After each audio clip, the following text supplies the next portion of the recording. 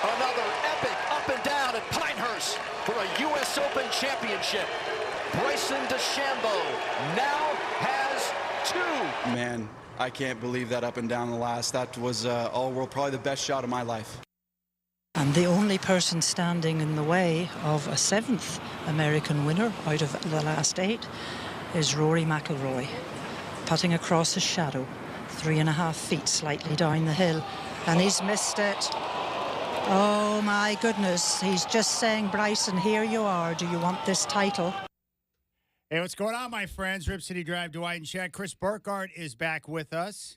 He was with us on Friday out in Hillsborough, and he's back in studio today. What's going on, my friends? You can join us on our live stream right now. Go to youtube.com and pull up our homepage, Rip City Radio 620. The links to all of our live shows are right there. You can find Dwight Jaynes on social media, at Dwight Jaynes. You'll find me there at Chad and Rip City, and we're with you today. We got a lot of goodies to give away today. We have 5 4-packs for the E-Pre that's coming to Portland over at PIR. So we're going to do that coming up here at about 3:40. 5 4-packs, your chance to go and check out the races. And then we have Thorns tickets we'll give away at around 5:13. What's up, Godfather? Gosh, we are givers, Chad. I got to say that. We are givers. Wow, that's a lot of tickets in one day. I do aim to please, and I know you're the same way. Burkhardt even aims to please. So all 3 of us are in the same boat in that category. So we're pleasers. Looking forward to the show today. PGA Dave, David Coleman, going to join us at 4:20 to relive and break down what we saw yesterday at Pinehurst number 2 and that phenomenal finish in a battle royale between Bryson DeChambeau and Rory McIlroy. That was riveting television, Godfather. I played an early round of golf, teed off at 6:15. So I got done and had plenty of time to sit back and watch golf. And, of course, I was pulling for Bryson because I think he might be my favorite athlete in the world right now. I'm in love with the guy, and I love watching him play golf.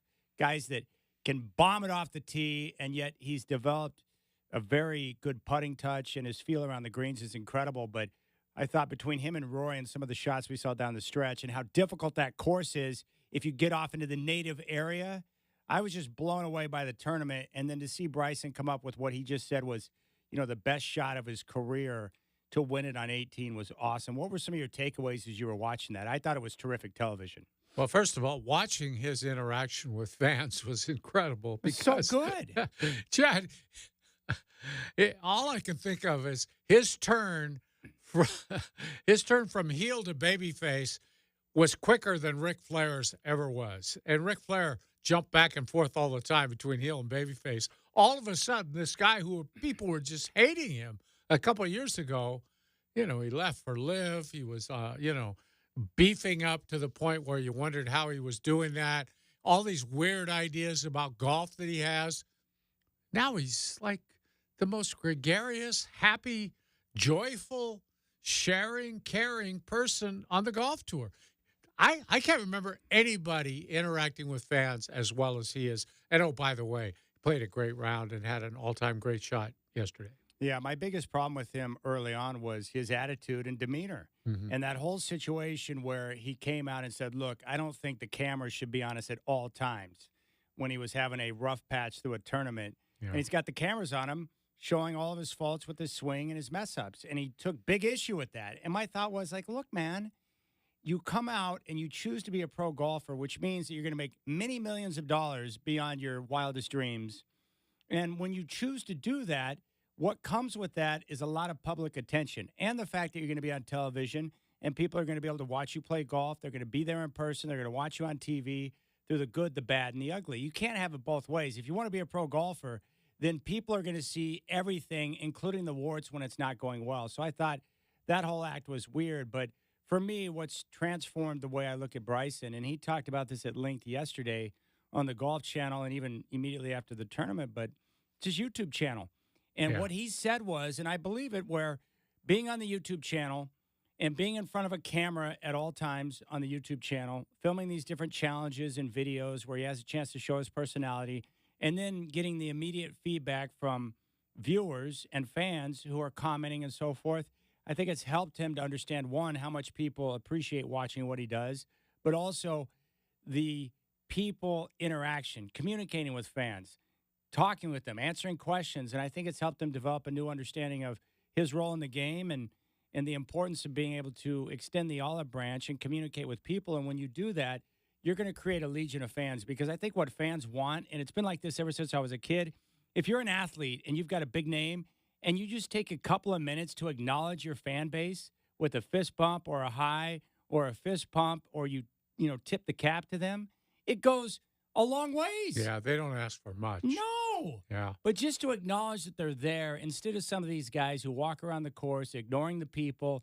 they don't want to give a fist bump because they're so laser focused. And there Bryson was on the turn in the middle of a championship where he's leading, and he's taking time to sign a hat and interact with someone with special needs. Yeah. And when I see that, I think it's terrific. And what Bryson said he's learned to do is that he can compartmentalize, where when he's on the course or he steps up in the tee box, he's laser focused on the next shot. But when he's in between holes, he can take a moment to pause and be able to interact with people. And I'm telling you, when you do that, you'll become the people's champ instantly, man. And this guy, if he continues to go down this road, he's going to have a large fan base of people just wanting to see him win. And you could feel that yesterday because you had Bryson against Rory, USA against Europe, and it made for great television. Love him.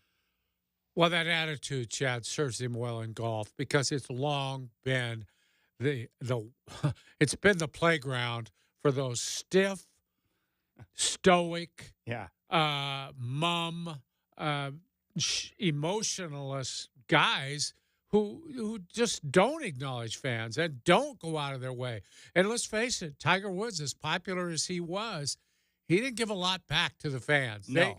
They had to take their good moments when they came, and they weren't very regular. And this guy all the time is smiling, laughing. They're getting on him, and he's kind of waving back at them, and they're mad. He pulled an iron out of his bag, and they wanted him to use driver, and they were getting on him, and he just held his hand up like, don't worry, I got this. I got this. And it's just his interaction is so special for golfers. I mean, you see that a little bit in other sports. Yeah. Golf has just been populated by all these robots who just don't seem to understand that they're in the entertainment business. He gets that. So good. So fun to watch. And it's easy to cheer for a guy like that. It's just amazing. Two athletes right now that I'm blown away by. Kyrie Irving and his continued transformation after what we saw in Brooklyn. Yeah. He continues to say and do all the right things. Yeah. Props to him. And then Bryson DeChambeau going from weird guy who was a douche to all of a sudden being the people's champ. You know, Chad, it also shows that what we've always said, you make a mistake or something, just apologize, move on, change your habits a little bit, and they'll love you again. Yeah. This country's amazing in that regard. And you see these two guys who are just hated by everybody. Now, all of a sudden, they're media darlings. And, I mean, I hear guys in the media ask about Kyrie all the time, and it's like, I don't know what happened. I don't know, but this guy's great now. He's altogether different. I think yesterday was also, this goes back to what we were talking about a few days ago on the show. You should never pick up a golf ball on the course. Putt everything out because there's no such thing as a gimme. Yeah. No such thing. Yeah. Roy McIlroy missing 2 3-footers late in the round and that 3.5-footer on 18. Look, I understand it was in a tough position and there was some movement on that, but professional golfers do not miss 3.5-footers when they have a chance to win a championship. That was unreal. When I play it with my wife, she putts those every time. I pick them up every time. I just go in and scoop them up with my putter. It's like, yeah, that's good. But, you know, I'm not competing. And she knows she competes a lot. So she knows she better putt those because she's going to need them later when she's in some sort of tournament. Yeah, I missed a 4-footer for par today, and I was really bitter. And I looked up at the guy I was playing with, Arnold, and he just kind of laughed. And I said, dude, I roared that. And then we got a good chuckle, and we moved on to the next hole. So it happens, but that was tough. That was really tough to watch because I was watching it on my phone because I was off at the store. I was picking up things, a lot of stuff going on, but I'm watching the tournament. I was under the impression when Bryson was on the 18th and he got the ball behind the root, I didn't realize that Roy had missed his putt. So I thought Bryson needed to par out to be able to force the playoff, right? And I'm thinking, great, he's going to blow it right here because he's in an impossible position.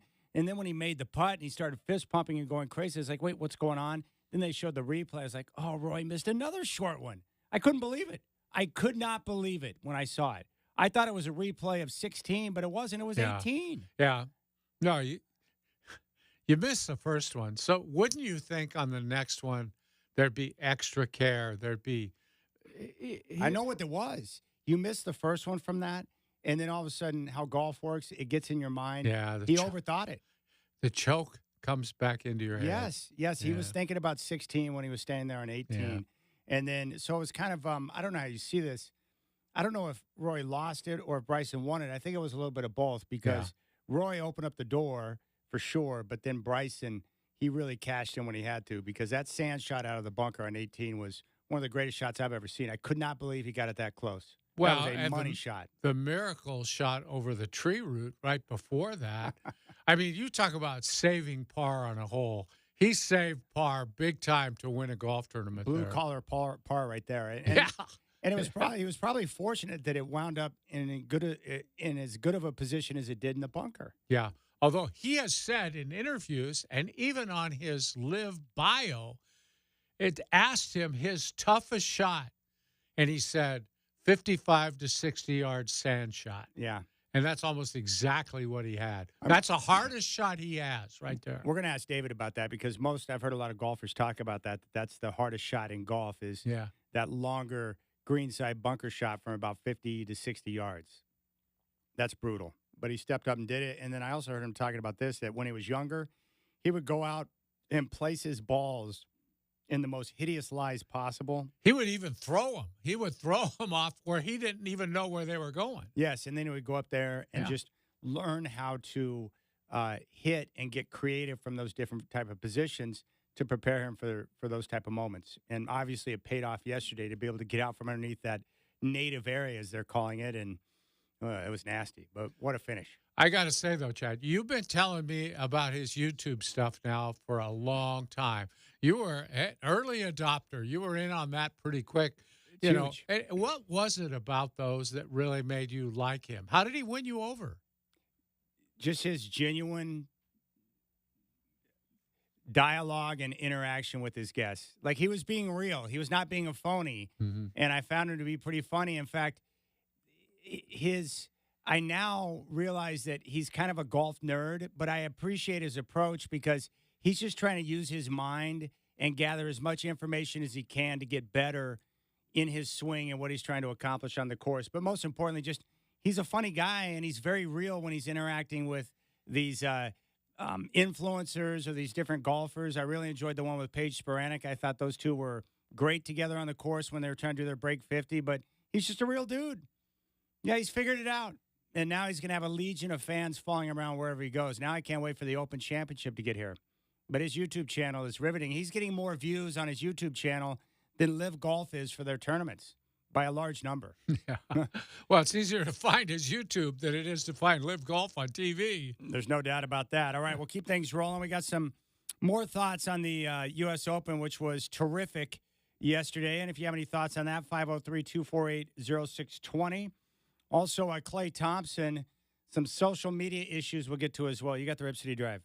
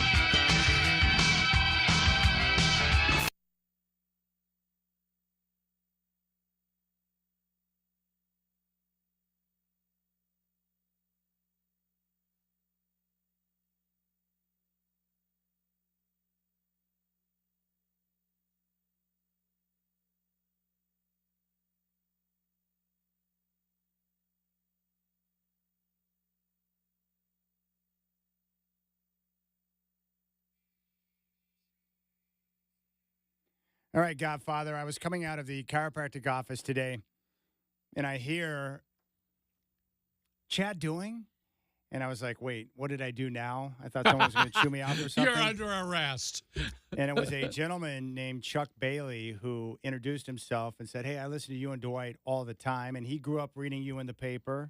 Oh. And I don't know how old he was. I always think that people are older than I am, and then I realize, like, I'm basically the same age. But he was probably, like, around 50 or early 50s. But I had a chance to meet his son, who is a sports director for a TV station down in Laredo, Texas. So I met him and his Streets of son. Laredo, yeah. But I was telling Chuck about how, and I know you probably hate it when I say this, but when I was at Prairie High School, I would go to the old library, get off the Oregonian in the morning off the wooden stick before the internet, and read you and Carrie to get caught up on the NBA stuff. Yeah, I'm just looking. I'm still looking for all those folks who used to read me when the paper was delivered to the old folks' home. Yes. And they wanted to read what the young guy had to say in the paper. I don't run into many of those guys anymore. Those days are past. Yeah. But, Chuck, it was nice to meet you and your son, my friend. Thank you for listening. We appreciate that.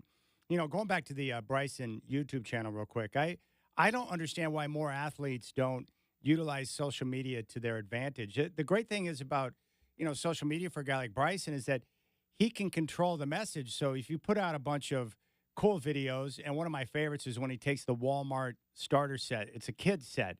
So he's got like a driver, a 7-iron, a pitching wedge, and a putter. And they're all short? They're all short. And he's out there just striping the ball straight down the fairway. And he was talking about the driver. He's like, I can't swing it too hard because I'm afraid I'm going to snap the shaft. Yeah. But he was still hitting the ball pure.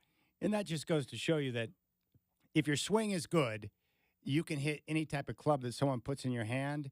If your swing is bad, you can get the newest clubs on the market. It won't make that much of a difference. But for Bryson, he gets a chance to go out there and he'll go on a competition with someone and they get a chance to talk openly about different things. Or what I've noticed is a lot of people ask Bryson about his clubs, about how he's designing them, why he does some of the things that he does. I was blown away. I didn't know anything about this. I'd never heard him talk about it in one of his videos. But what he was talking about over the weekend about soaking his golf balls in Epsom salts to make sure that they're balanced properly. Like, that is taking it to a level of nerdery that I've never heard before. Wait a second. You soak your golf balls, Bryson? Do we even know if that really works, or is that just like an old wives' tale or something? Well, it could be a wives' tale, but he said that it was something that they did like way back in the day. So this is like a trick. Bryson's one of those guys where if someone did something and he thinks it might help him, yeah, he's going to try it. He's going to try it. Why not? Yeah, and golf balls were a lot different in the old days than they are now. But, it's funny you say try something. People are saying that the Live Golf Tour, that's his laboratory. He just uses that to experiment and try things. He's not winning a lot of Live tournaments, but he gets ready for the majors with all the stuff he experiments with in the Live Tour, which he's got the money now with all the money they gave him to join.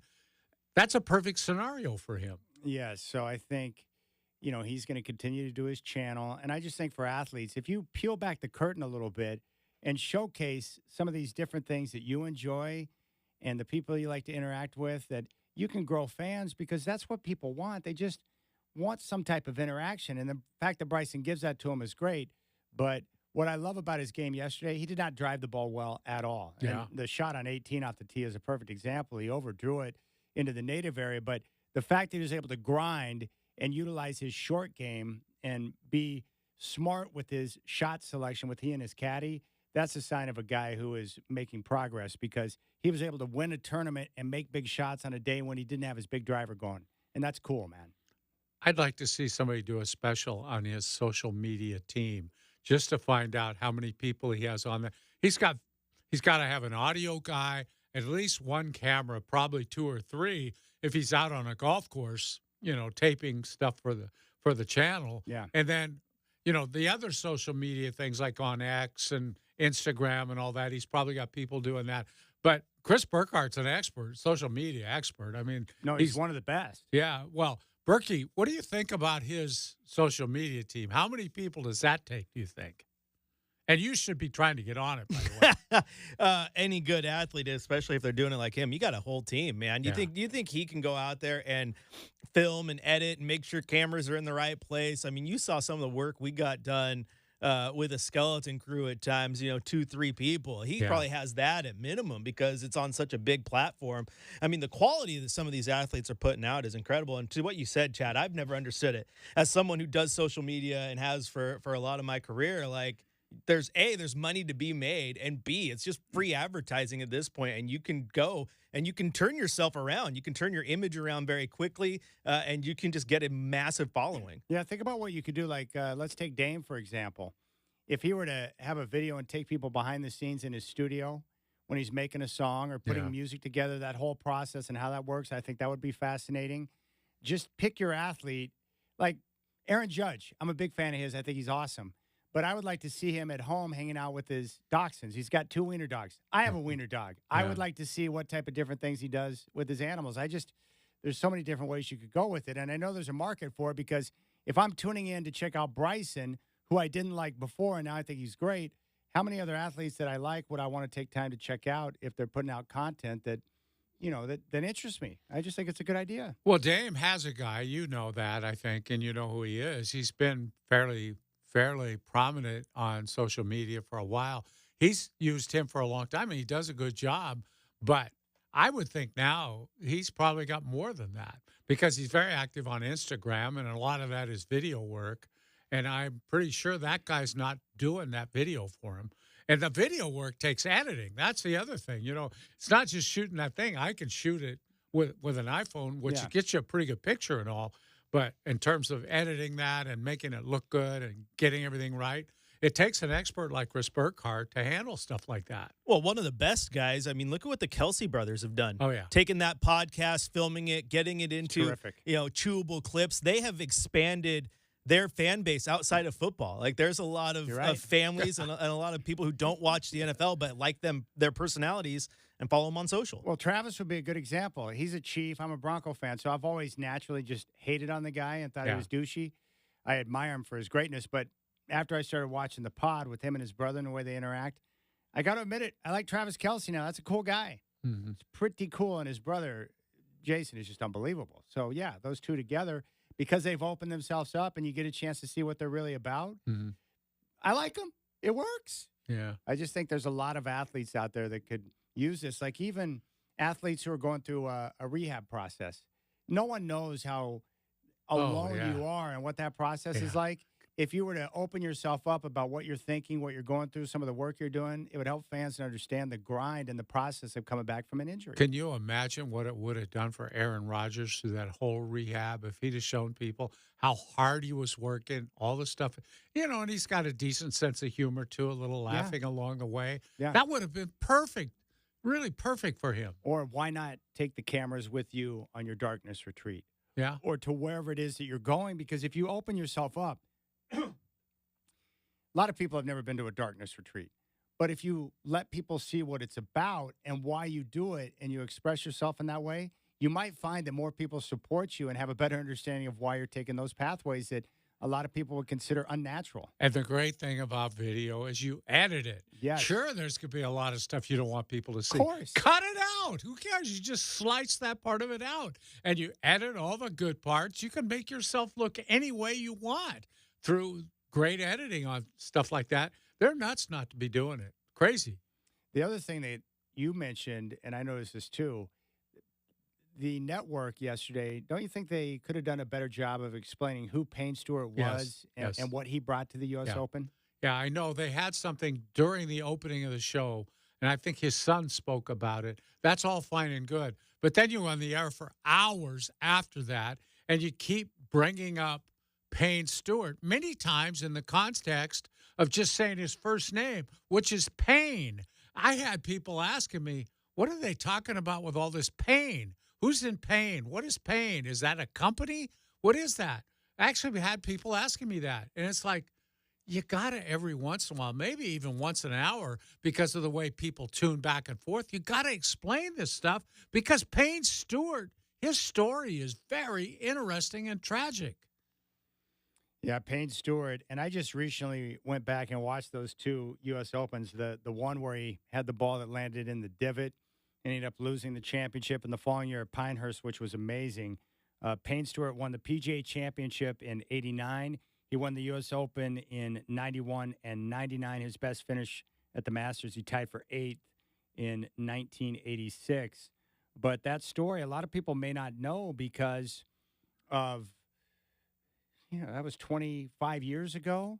But shortly after he won that U.S. Open, Godfather, on October 25th of 1999, he was killed in the crash of a Learjet flying from his home in Orlando, Florida to Texas for the year-ending tournament, the Tour Championship, held at Champions Golf Club in Houston. National Transportation Safety Board investigators concluded that the aircraft failed to pressurize and that all on board were incapacitated by hypoxia as the aircraft passed to the west of Gainesville, Florida. The aircraft continued flying on autopilot until it ran out of fuel and crashed into a field in South Dakota.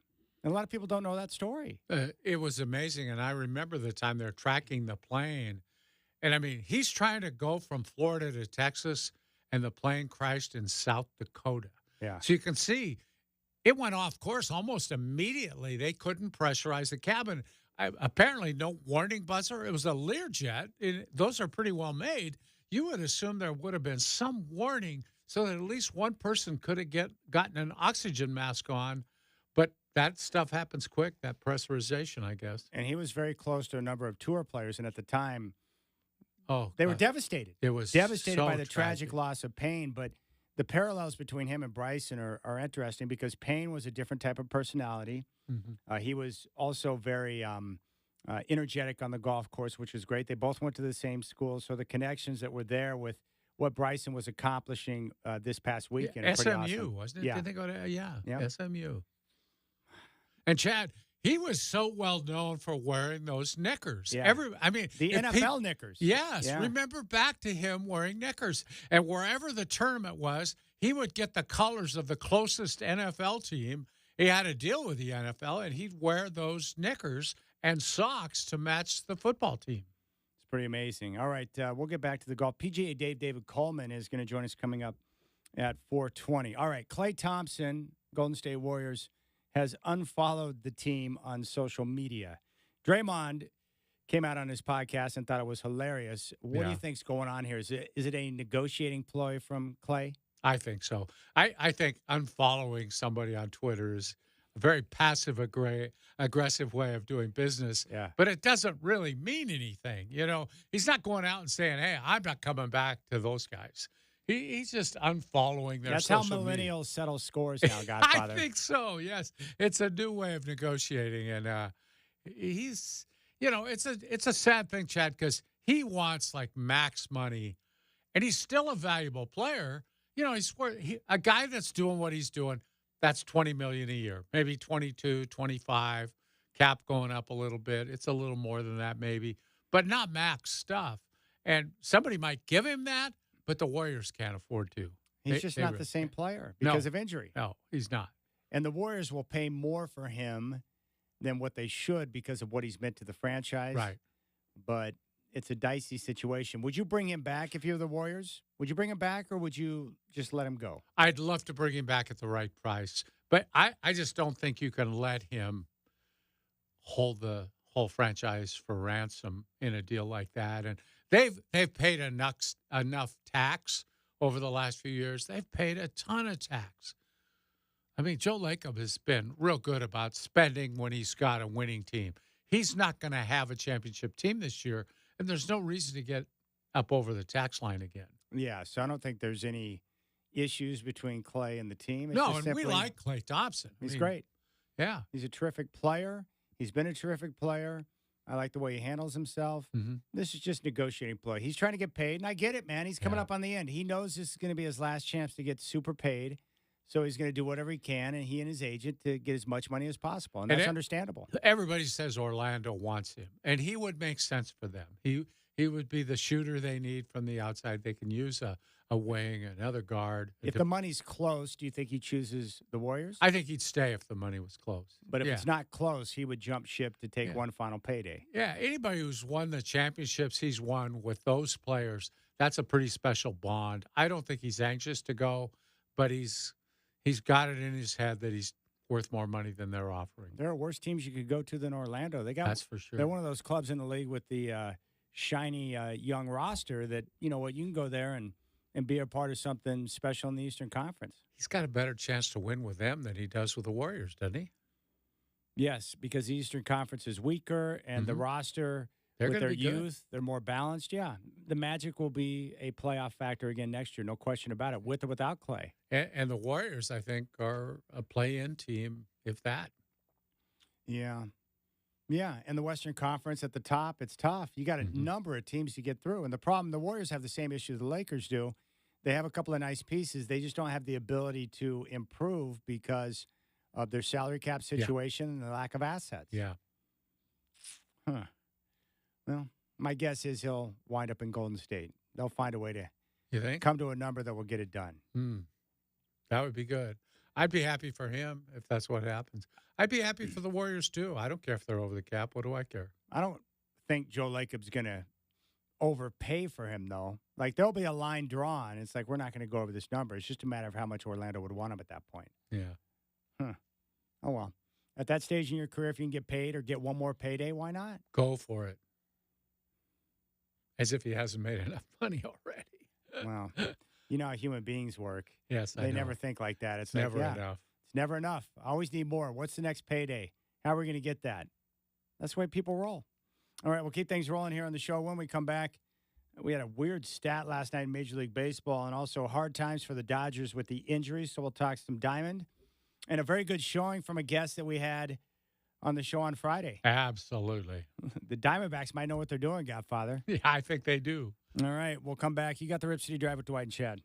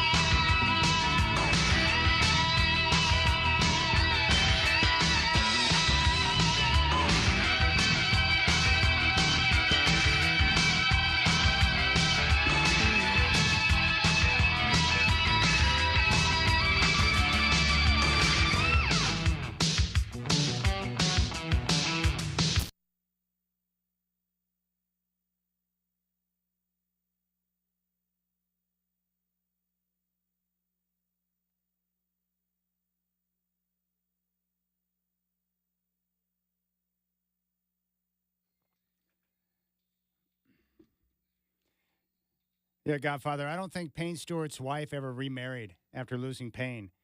And I was just reading something where she said, hey, I just don't think I'll ever find another Payne Stewart. He was a Rolls Royce.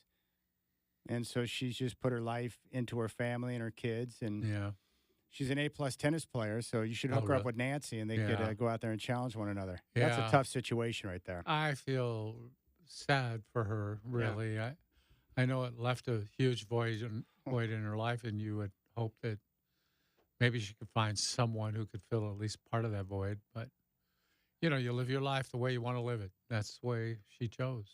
All right. Last night, Red Sox get 9 stolen bases against the Yankees. Yeah. How does that happen? Well, there's a lot of factors in today's game, Chad. All the catchers are catching on one knee now, so their mobility isn't good in terms of blocking balls, but it's also harder for them to get up out of their stance and throw to the base. And it's also some of them are trying to throw from the knees now, and you got to have a great arm to do that, and a lot of guys don't. The other factor is, pitchers are limited now in the big leagues. You can only throw to first base or any base 3 times. On the 3rd time, if you don't pick them off, it's a balk, and the guy gets to go to the next base. So base runners are taking full advantage of that. Plus, the bases are bigger. You get there a fraction of a second sooner because they're larger. All these factors play in. I think once teams realize the ease of doing this, even though everybody's playing for the long ball, you're going to see stolen base records falling more and more, I would assume. All right. According to what I'm looking at here, 9 is the record. That's the Red Sox record. Well, it says here the Red Sox are only the 9th team to steal as many as 9 bases in a game since the start of the live ball era. Yeah, the record, I think, is 13, set in like 1909. And then several modern teams have stolen 12, including 2 great stolen base teams, the Cardinals, when Whitey Herzog was there, and then the Oakland A's stole a lot of bases. Where'd you see those numbers at? So 9 is not the record. No, it's the Red Sox team record, but not the overall record. No, but what I'm seeing here, the Red Sox 9 teams have done that, but that doesn't mean somebody hasn't done more. I know, but I've been looking all over for the record, and I can't find one spot where it clearly says this is the number of bases. I just Googled MLB stolen base record by team. So you got to learn how to use the internet, Chad. Sometimes the young guys don't really understand that. Or you could be less of a pain in the ass and tell me exactly what the records are. Chris, Burkhardt. Did you not try to look it up, Burkhardt? No. Did you hear me tell him when we were in that room, Chris? Be honest. Yes, okay, I did. Thank you. Oh, when you guys were busy talking about non-show related material, and I'm trying to write on the board. We were talking about the stolen base. Well, you guys were having a conversation. I was writing on the board. About what, though? About the stolen base record. That's show content. That's when you guys were talking. I was writing on the board. We were talking I'm the about producer, the stolen base record. Dude, let me tell you how this goes. I write on the board, and then Dwight and Chris venture off into wrestling and various conversations. I'm not saying that's wrong. There was no wrestling. Not today. How often do you guys talk about wrestling? I don't know, but... Oh, yeah, we never talk about wrestling. Ever. Occasionally, yeah. How often do you talk about the Broncos? You talk about what you like. So who holds the record in the live ball era for most stolen bases in the game? The Cardinals? No, it was... Who did I say, Chris? It was like 1905. No, the live ball era starting in... Oh, live ball was Oakland. Oakland. And then St. Louis, and then Oakland again. All it was like 13, 12, 12, I think. Okay. But still, 9 is a significant number of stolen bases to give up. Ridiculous. I don't know if anybody's stolen 9 in a game in quite a while. Because, there was that time, Chad, you remember it, when stolen bases were a thing, back when Maury Wills and Ricky Henderson, and those guys were stealing bases like crazy. Back when guys thought bunting was a good idea. Exactly. And they weren't trying to hit as many home runs. Now that you're trying to hit home runs, you don't want guys thrown out on the bases. You want that to be a 3-run homer. Not a 2-run homer. I think if you try to bunt, you should be an automatic out. Thank you. Just get rid of the bunt. That. What a waste of time that is. Well, nobody ever paid to see it. I can guarantee you that. But a lot of the old timers, I miss them. These kids can't even bunt. Well, no, of course not. Let me get this straight. You're going to give up an out just so you can advance a runner? Are you a dummy? How about doing it in the 9th inning when you only got 3 outs left and you're going to sacrifice one of them to put a guy on second with 1 out? Freaking idiot. Instead of giving 3 guys a chance to hit. You're going to just give 2 guys a chance to hit. Hey, Judge, I need you to do me a favor and Yeah. bunt this guy over to second. Yeah. Well, the college coaches really have it crazy. When George Horton was coaching at Oregon, he had big league guys playing in his infield, batting third and fourth. If the first 2 guys got on in the first inning, I guarantee you the next guy was going to bunt, even though he was hitting 350 with a few home runs. Ridiculous. It was crazy. It's total nonsense. All right, other issues. The Dodgers, in one weekend, have now lost Yamamoto.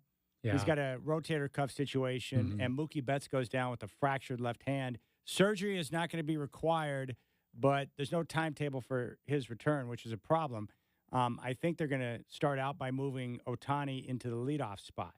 That's amazing. So my question for you is this.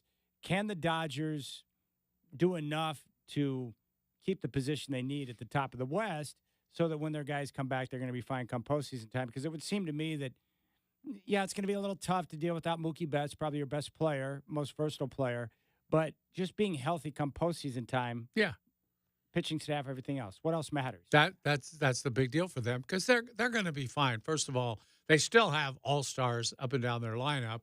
And yeah, honestly, look, neither one is going to retire surgery. Dave Roberts said yesterday he thought both would be back before the end of the season, so they're not that concerned.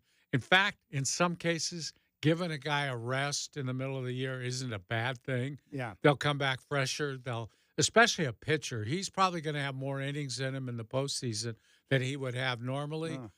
The only thing that's kind of funny is moving. I think moving Ohtani to hit leadoff when he's one of the best power hitters in the game. And I know the Braves have done that with Acuna. I didn't like it then either because you're going to say he's going to hit a lot of bases empty home runs because not only is he leading off the game, if he hits one there, of course, the bases are empty. Yeah. But during the game, the lineup rotates around. He's now hitting behind the number 8 guy and the number 9 guy in your order, and they're flat out not going to get on base as much as your guys would if he were hitting cleanup. Well, maybe Dave Roberts can teach Ohtani how to bunt so he can get on base so Freddie Freeman can knock him in. Yeah. Right? Or maybe Dave Roberts knows more about lineups than I do, which is, yeah, I guess that's possible, yes. Or Dave Roberts is just given the lineup by Andrew Friedman before every game and then doesn't get to make any choices throughout the course of the game. That's even more possible, yes, I think. All right, so real quick, just taking a look at the standings. Yankees 1.5 games in front of Baltimore. What do you think about that race in the East in the AL? Man, I think that's going to be a great race. I think actually Baltimore has the better team. They're deeper. Their position players are better. They're not getting the same kind of pitching that the Yankees are getting right now. Man, the Yankees pitching has really stunned me. Much better than I thought. And they don't even have Garrett Cole back. As soon as Garrett Cole gets back, their pitching going to be lights out, man. His season debuts on Wednesday. How about the Mariners? 8.5 games up in the AL West. Ridiculous. Ridiculous. And all it's going to do is tell the front office, you know, we're so far ahead at the All-Star They won't break, do anything. we don't need to make a deal. Heck no. We don't need to reinforce anything. Everything's just fine.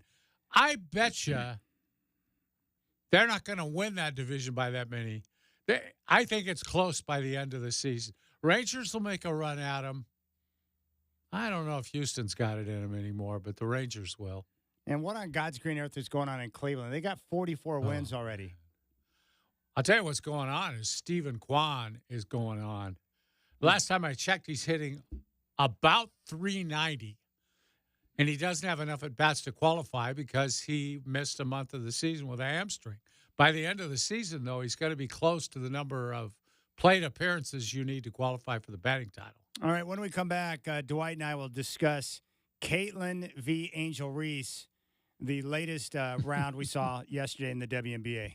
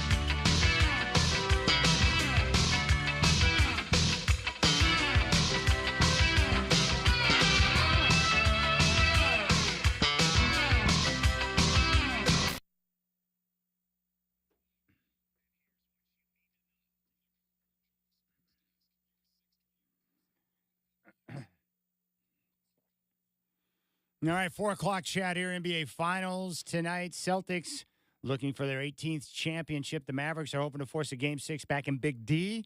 That tip-off will be at 5:30 on ABC. Boston favored by 6.5 in Game 5. From baseball, Mookie Betts has been placed on the IL. Suffered a broken left hand over the weekend. No timetable for his return. And the Dodgers pitcher Yamamoto has been placed on the 15-day IL with a rotator cuff issue. Garrett Cole is going to make his Yankees season debut coming up on Wednesday.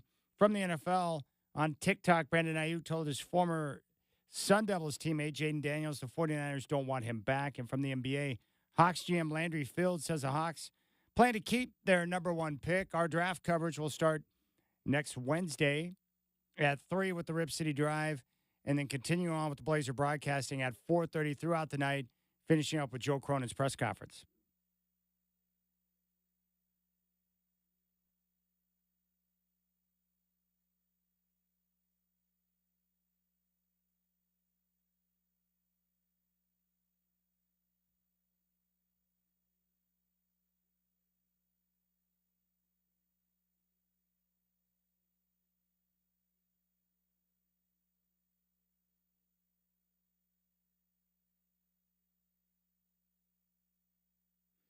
All right, I suck, and I forgot to offer up our Portland E-Pre tickets. Yes! So I want to do that right now. The 2024 Hankook Portland E-Pre, which is coming up at PIR.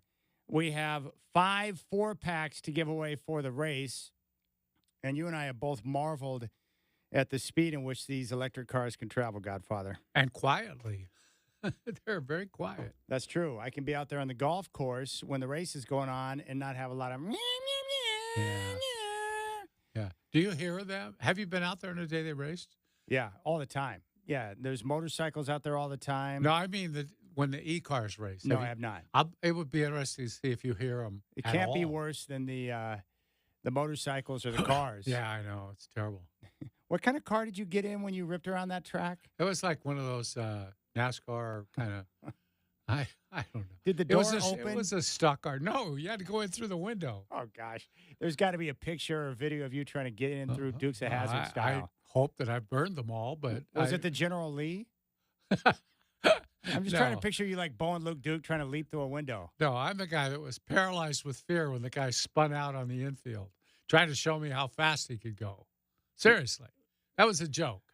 He thought he was really cool. He was going to show me how fast. And we're going around the curve, and I thought to myself, he ain't going to make this. And my fear was hitting the wall. Yeah. So instead, he turned into the infield, and we did we kind of spun around. Which would you rather do, spin around like that again, ripping around PIR, or get stuck upside down on a ride at Oaks Park? I'd almost take the ride because, Chad, being in one of those cars, between the fumes of the gasoline and the fumes of the oil, and the fumes from the burnt tires, I was sick for 2 hours after that. Yeah. It's nasty, man. It smells nasty. All right, well, let's give away these 4-packs right now. We have 5 of them, so we'll take callers 1, 2, 3, 4, 5.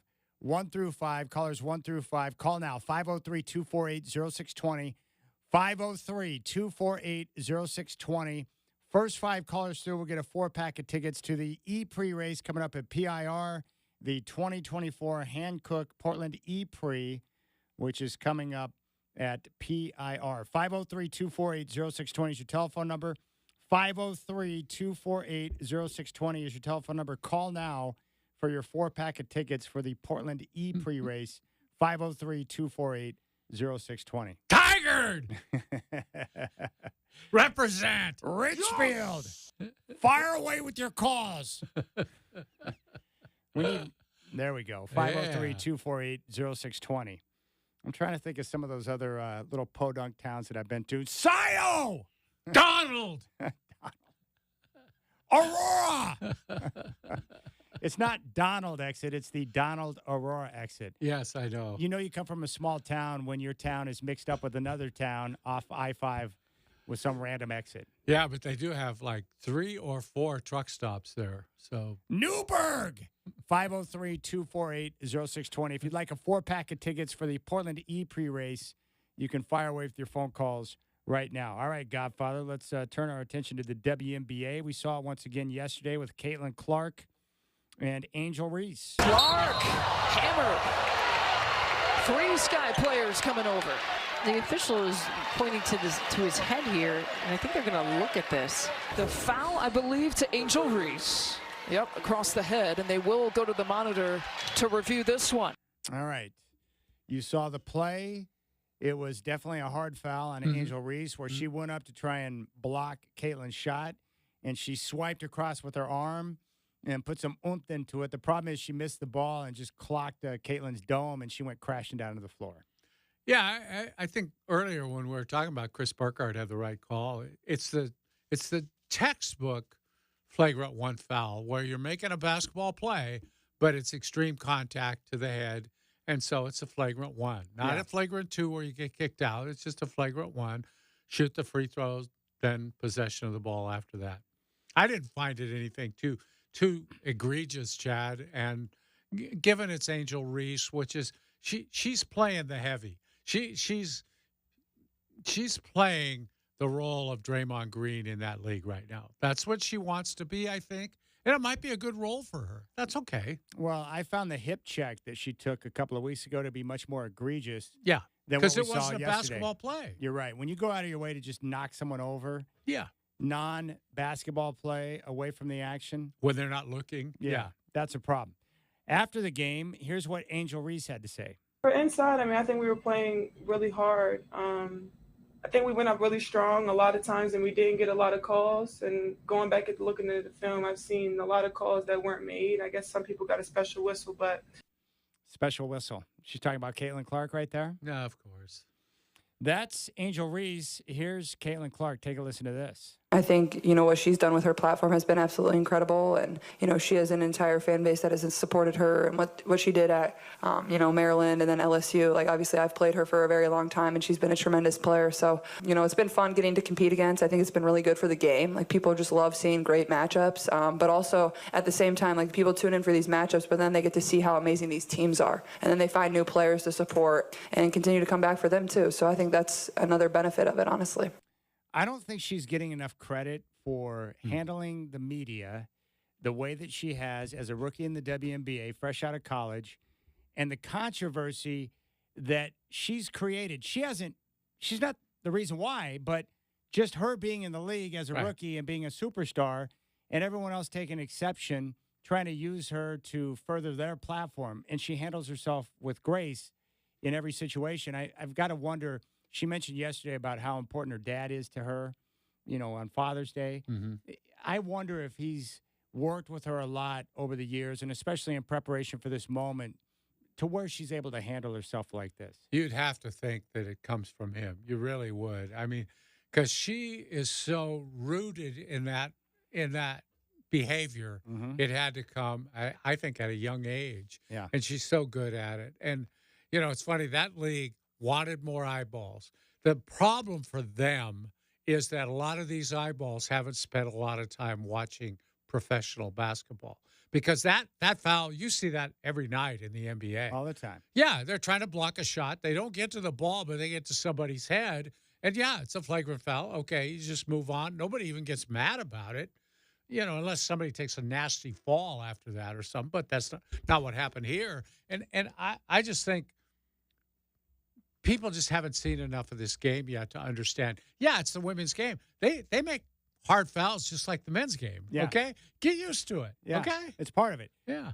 I respect what both players are trying to do. I think Caitlin Clark is improving, and she's handling her business, and I like the way she deals with the media. And I think Angel Reese is a very good basketball player, superior rebounder, an enforcer, and she knows exactly what she wants to be, and she's going about it in that way, which I think is interesting. Now, on top of that, I do believe that there's a real jealousy that exists within the league right now with Caitlin Clark because she's a rookie. She hasn't gone through the grind. She hasn't proven herself yet as a WNBA player, and yet she's got more fanfare, endorsement opportunities, and she's going to be much richer than any other lady in the league because of who she is. Yeah. And they can't stand it. It drives them crazy that she would be afforded so many opportunities when she just started out her career. They hate that. The jealousy is real. I also think race plays a part of it. there's a lot of different things going on. But in the end, I think any media attention is good. So I think this is good for the league because it's bringing eyeballs. And I got to be honest with you. Now, I liked it in college, and I like the fact that Angel's going out of her way to make sure that her and Kaylin continue to be an item in that showdown. I think Angel knows what she's doing. She's going to get more eyeballs on her in being the villain against Caitlin Clark. I find it entertaining. I do. Well, she has figured out what her niche in the league is going to be. And she's a great rebounder, particularly on the offensive boards. And the way you get that way is by being tough. Because on the offensive boards, you got to keep people away from you so that you can not only get the rebound, but put it back up and in. Yeah. So she creates space by being that nasty rebounder that you really don't want to get all that close to because you might catch a stray elbow here and there. And she's playing that role to perfection. I mean, that's the kind of, that's Charles Oakley. That's the way Oakley was. That's the way so many other guys in the league, Lambier, people did not want to get close to those guys because they're afraid. She's figured out that's a pretty good role for me. I can do this because she, frankly, doesn't have a lot of the basketball skills that other players in that league have, but she can be Maurice Lucas, maybe. She can be that person who is respected as a tough person and a rebounder. I know that they'll never admit it publicly, but don't you think the other ladies in the WNBA, they like the fact that when they play Indiana, they're in front of a sellout crowd? Yeah. And they get the attention, and there's more focus. Like they're getting eyeballs and more focus on their game than they've ever had before. Yeah, and I used to think, are they having trouble making the connection between big crowds and Caitlin Clark? I mean, she is the reason, and everybody knows it. But then I thought of this, and I thought, well, they understand it, but they think these are the crowds they should have been playing in front of all along. They deserve this. And in their minds, that's what they think. Yeah. Now, maybe they're right. I don't know. It's still not a game I spend a lot of time tuning in for.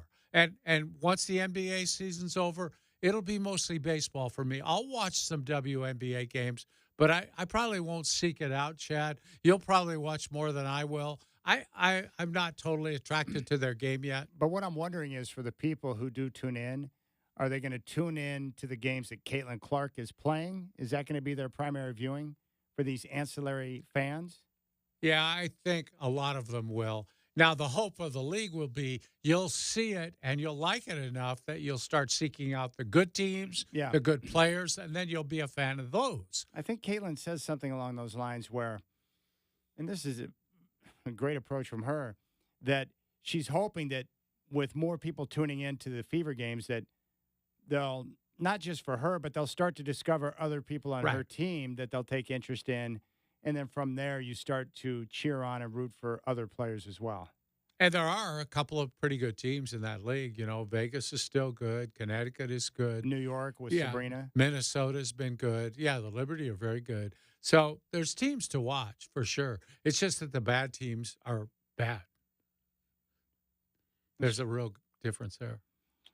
Well, I know that right now I think Indiana's like right at the very bottom.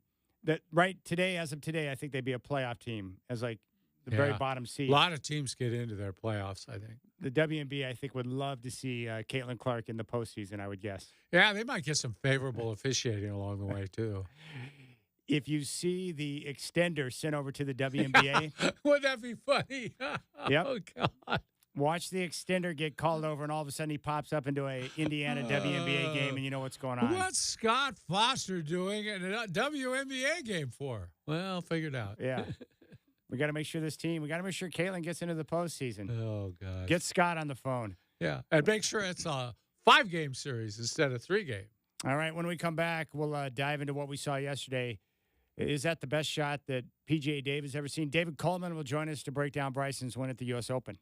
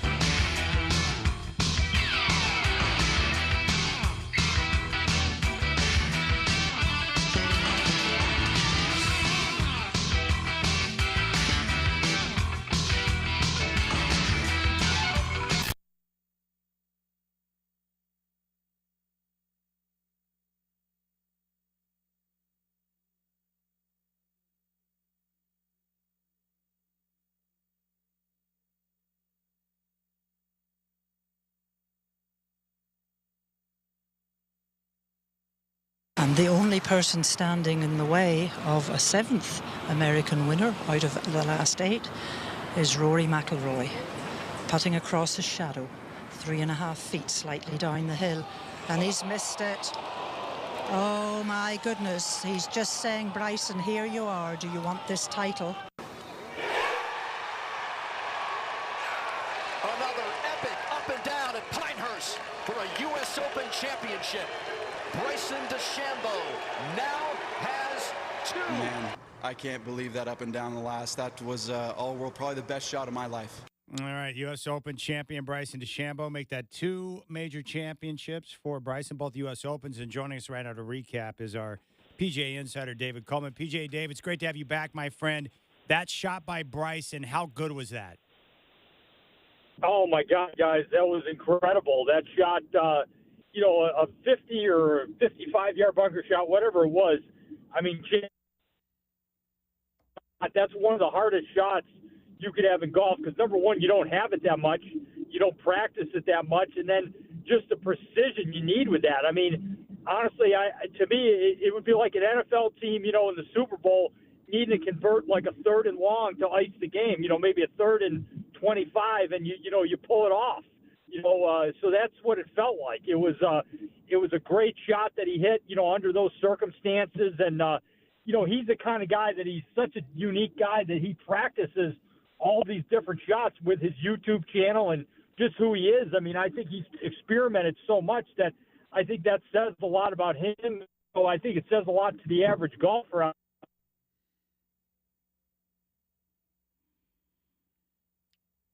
Bye, Dave. You there, David? Yeah. Okay, we lost you for a second. You got me? Yeah, we do. Let's try it. We'll try it one more question, see what happens.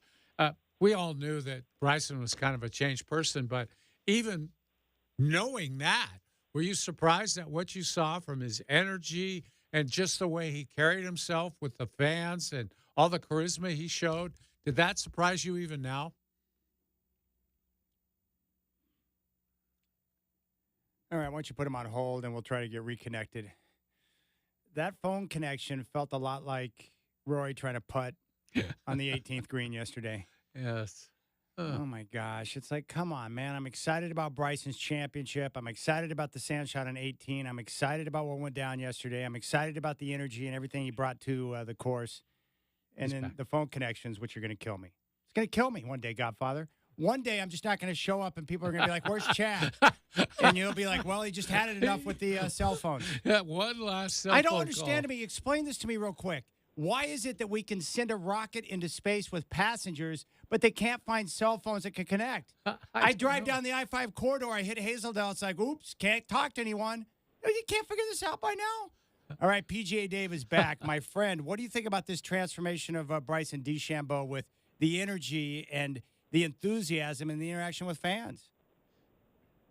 Yeah, it's something else, Chad. I mean, the biggest thing I think I've seen with Bryson is, I think him going over to LIV and getting that guaranteed money kind of freed him up, actually. I think, the thing when he was playing on the PGA Tour, I think he felt the pressure to, always be, not only the number 1 player in the world, but to stay out there and to be relevant. And I think when he got that guaranteed money, he was able to do other things with this YouTube channel, the long drive contests, and then go out and experiment on social media with, some of these different things that he's done that are really unique. Trying to play golf with a ball from 20 years ago, playing with persimmon clubs, all these different things. So I think now people are seeing that and they're saying, hey, this is really cool. This is really unique. This is really fun. And this is awesome. So now they're, saying that, hey, if he's doing this out in the world, why don't we try this? So I think he's connected with people because he's just being a regular person in a lot of ways. Dave, you foreshadowed this for us last week when we had you on. I asked you about Rory, and you said, well, I want to see him down the stretch with the pressure on him, what he does. What the heck happened to him on 16 and 18 with those short putts? I think it was just nerves, Dwight, that just got, I think the pressure of the moment. And I think, understanding that I'm in the heat of battle. I'm not only just playing, to be the best player in the world, but I'm trying to break this drought of not winning a major in 10 years. And, I think that got into his mind. And then I think the reality of it is that, this is legacy type stuff for a guy like him. Now a lot of people are going to look at him and say, well, what if, he wins all these tournaments on the PGA Tour, like he won at Quail Hollow, and he looked like he was so dominant, and he looked like he was, just impossible to stop. He wins, all these other tournaments.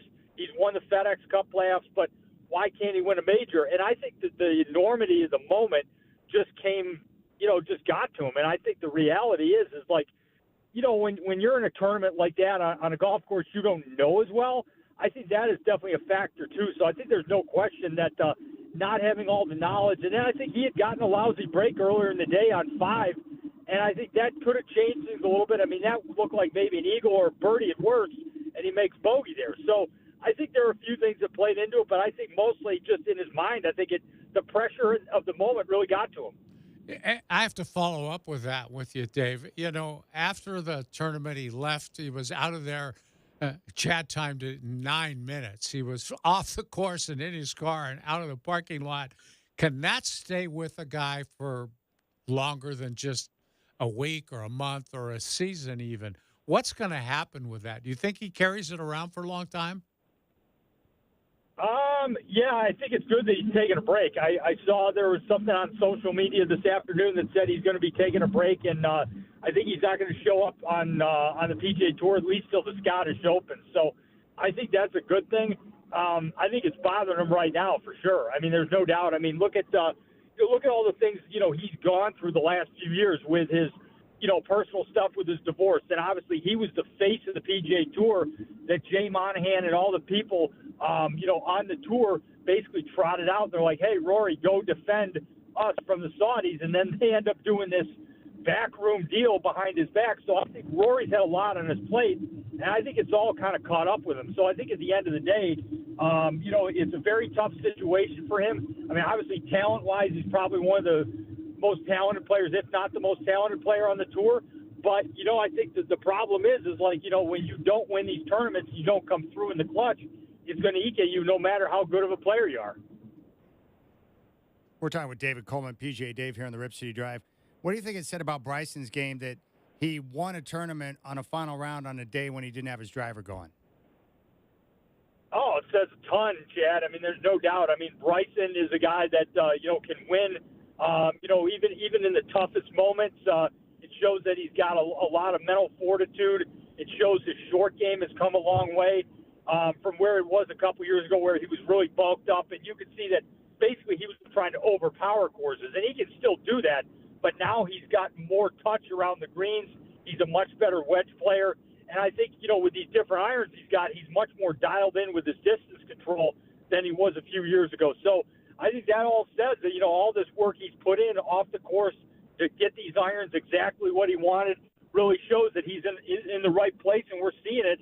I mean, he definitely could have won the PGA, and he won at Pinehurst. And, he's had wins on the LIV Tour. And I think right now Bryson, outside of Scotty Scheffler, is one of the best players in the world. Okay, what do you think this has done for the LIV Tour, and do you think it could have any impact at all on some sort of merger? I mean, they need him on the PGA Tour right now. Yeah, there's no doubt. They certainly do, Dwight. I think for LIV, I think it's going to get some people to watch for sure. I think there's more of a curiosity now to see what Bryson does in the next tournament, leading up to the Open Championship. But I think reality, to be honest with you, I think, I think the PGA Tour's got to figure out, can we merge somehow with LIV, and can we do this and get this done so we don't have this lingering? Because I feel like the longer this keeps lingering, like, is it ever going to happen, and is golf always going to be fractured? Because I think they need to figure out a way to get these guys all together more than just 4 times a year. If they can do that, I think they've got a great chance of really, growing the game even more, because I think right now it's just too divided, and no one knows what the heck's going on. Hey, Dave, what'd you think about some of the lies that the guys had in the native area there at Pinehurst number 2? I think that's the beauty of that course, Chad. I think that's the thing about that course. It's a type course where, you can get in a lot of trouble. If you get a bad break, It's kind of like being in, we've used to seeing over the years at the U.S. Open where, it's 5-6 inch rough. And obviously with that kind of rough, it makes the course so much more difficult. But I think at least they had a chance to play out of it in certain spots. But I think in other spots, it really punished you. So I think it was almost like it was fair because you saw some guys took advantage of it. And then there were times where, hey, you got a bad break. So I think it was democratic in the way that they set it up because, hey, it was luck of the draw, but at least it wasn't so brutal where you had to take a wedge out every time and just chop at it to get it back in play. David, looking ahead, you mentioned the Open Championship. How do you see that now? You think it's going to open with Bryson being the favorite? I don't know. Yeah, that's an interesting one because I want to say they're going back to the course where Mickelson and Henrik Stenson had that great duel, I want to say a little bit less than 10 years ago. So I don't know. It just depends on how the course plays. Bryson's definitely going to be one of the favorites. What is his game plan going to be there? Is he going to try to hit irons off all the tees?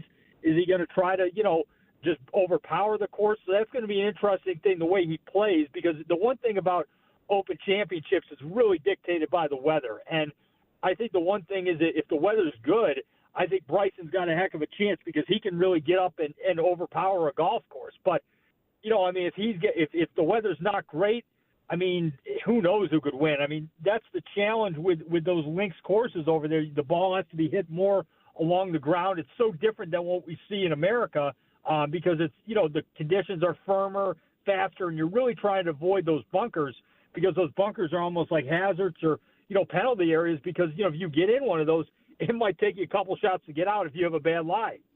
All right, PGA Dave, David Coleman here on the Rip City Drive. We love you, man. Thanks for your insight and your time, and we look forward to the future when we get a chance to talk to you about the Open Championship. You're the best.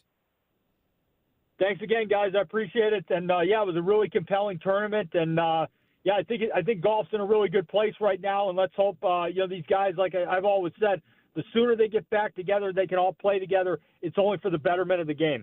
No question about it. Thanks, Dave. We appreciate it. There's David Coleman, PGA Dave here on the Rip City Drive. Big props to Chris Burkhardt for resetting that phone connection because I was about to have an aneurysm. But You mean that wasn't an aneurysm? Yeah.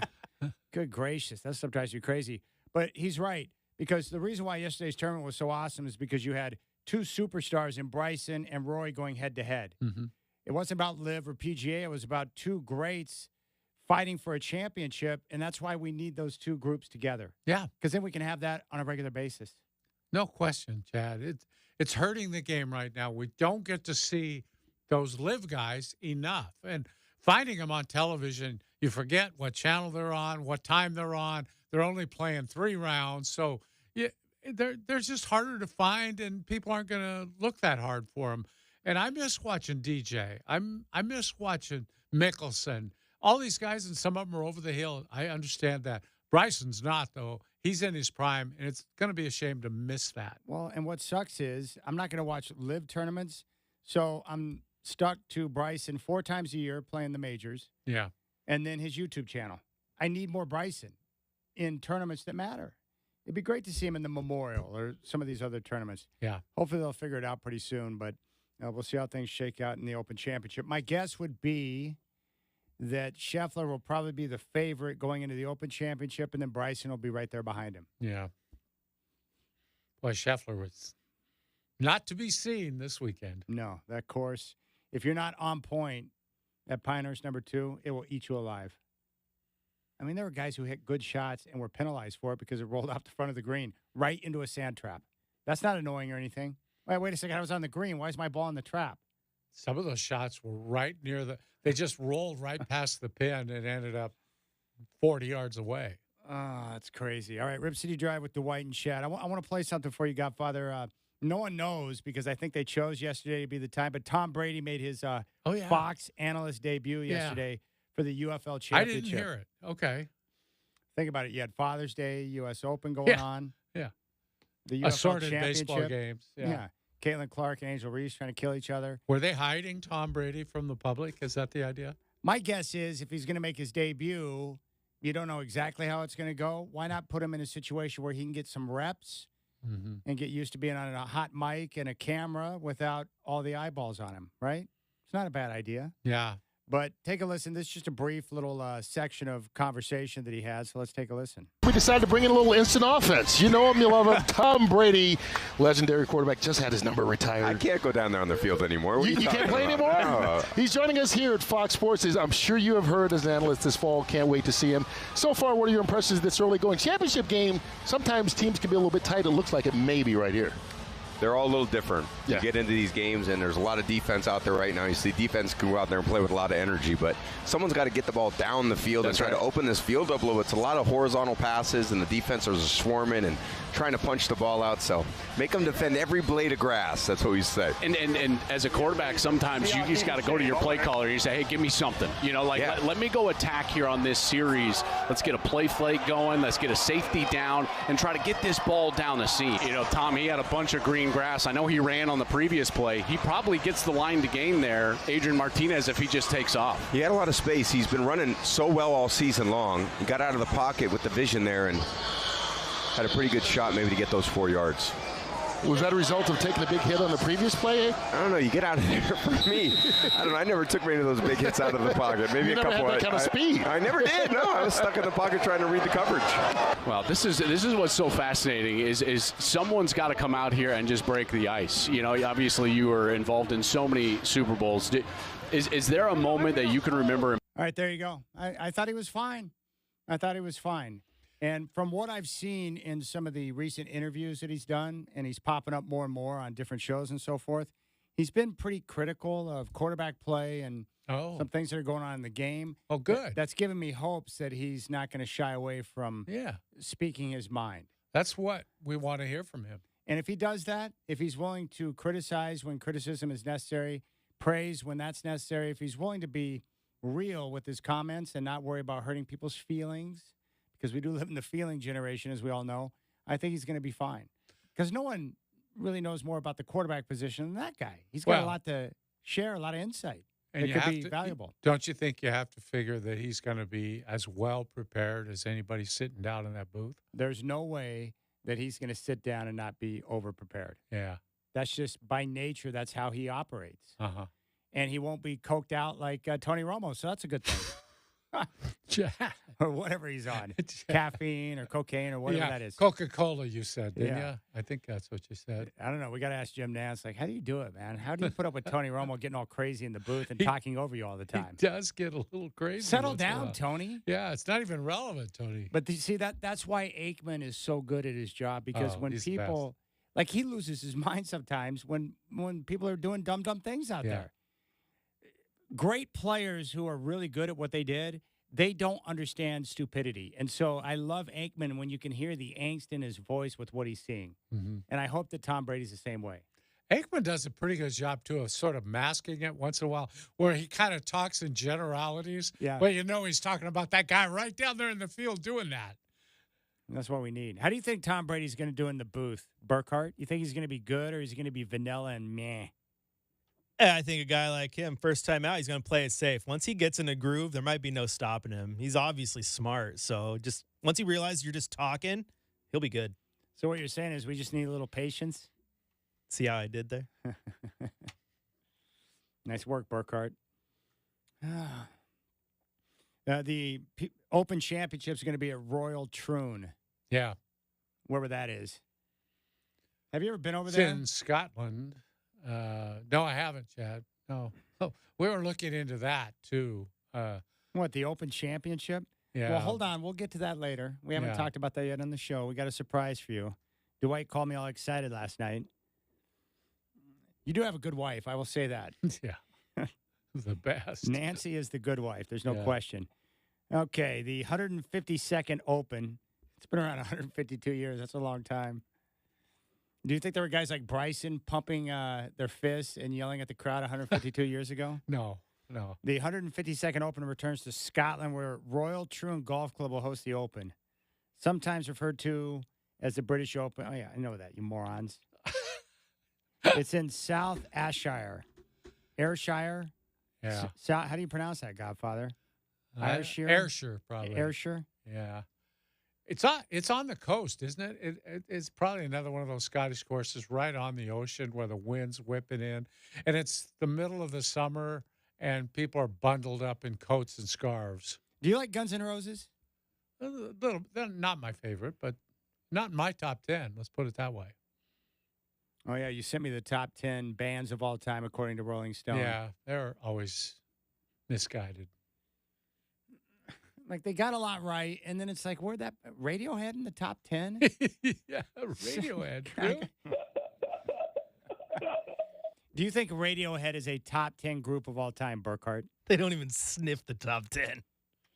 I don't know where that came from. No, it's because it's not. It's rubbish is what it is. Yeah. I guess you're trying to spark controversy by doing something like that.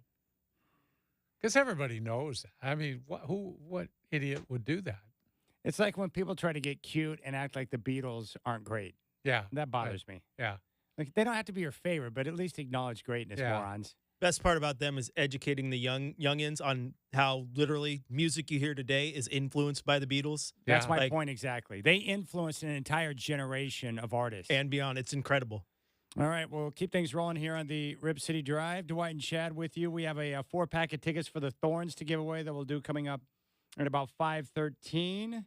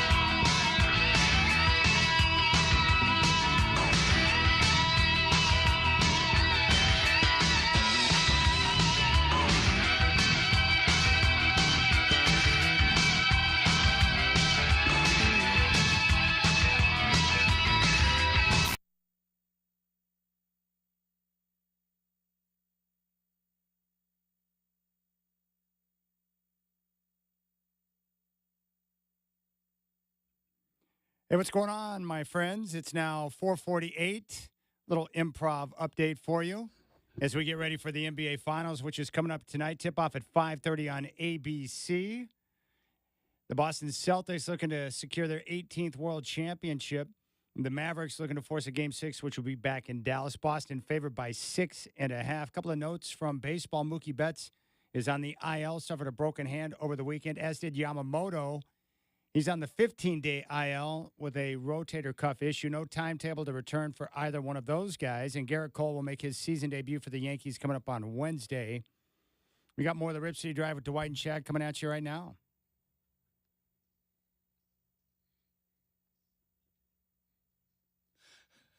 Scared the crap out of me.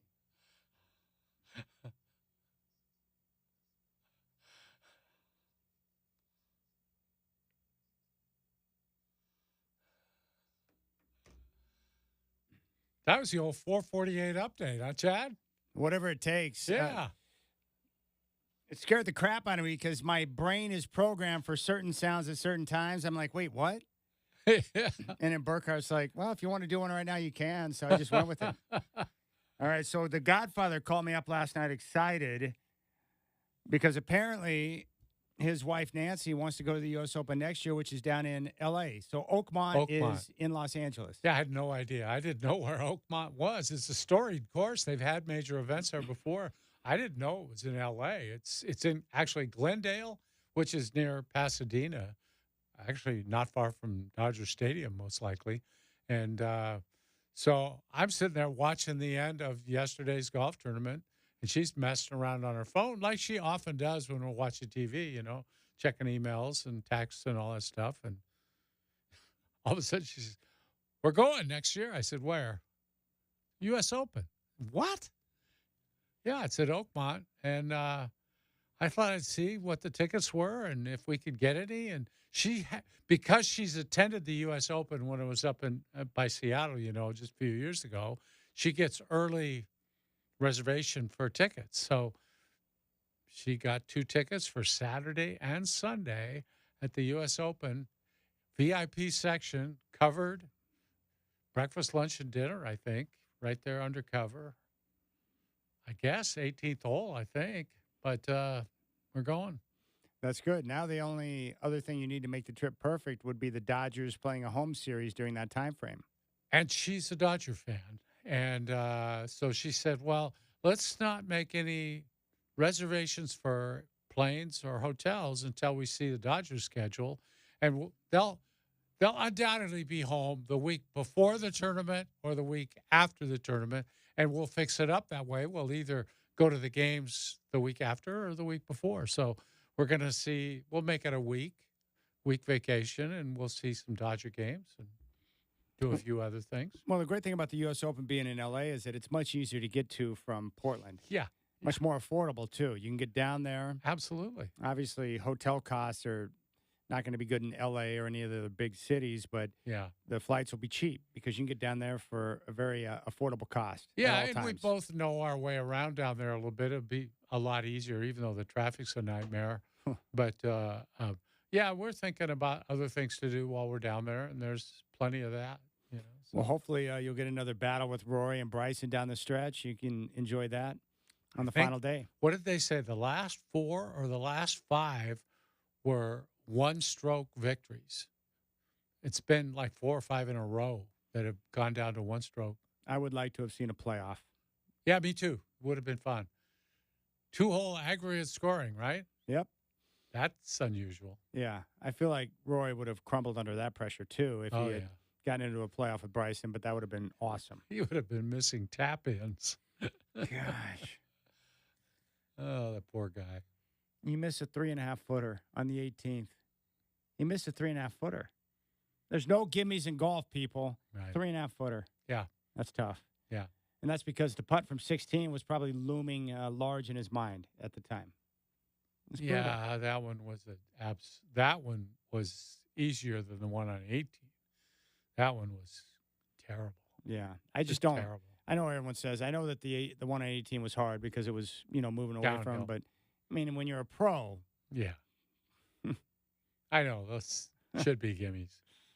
They were all season for him. He never missed those. Yeah, until it counted. Yeah, until it counted. But that's what happens, man. When you need to make something like that, the sphincter tightens up a little bit. You start to think, and then boom.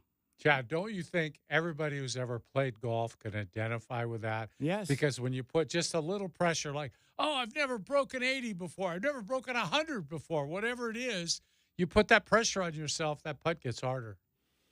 And one thing Bryson did say yesterday is that he loves those moments for the pressure. He was getting off on having to make big pressure putts and shots in the moment. You could see it on his face. He was relishing those shots. Boy, the look on his face after he hit the bunker shot.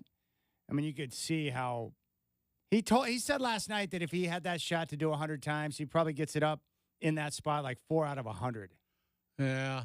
I'll tell you, when he jumped down into the bunker, though, he didn't waste a lot of time. It looked to me like he knows what he's doing here. He's got a plan for this shot. It may not work the way he wants it, but he knows what he's going to do. All right, we'll come back, and when we do, we'll take a look at Game 5 coming up tonight here in about 35 minutes. Celtics and Mavericks. Can Dallas force a Game 6?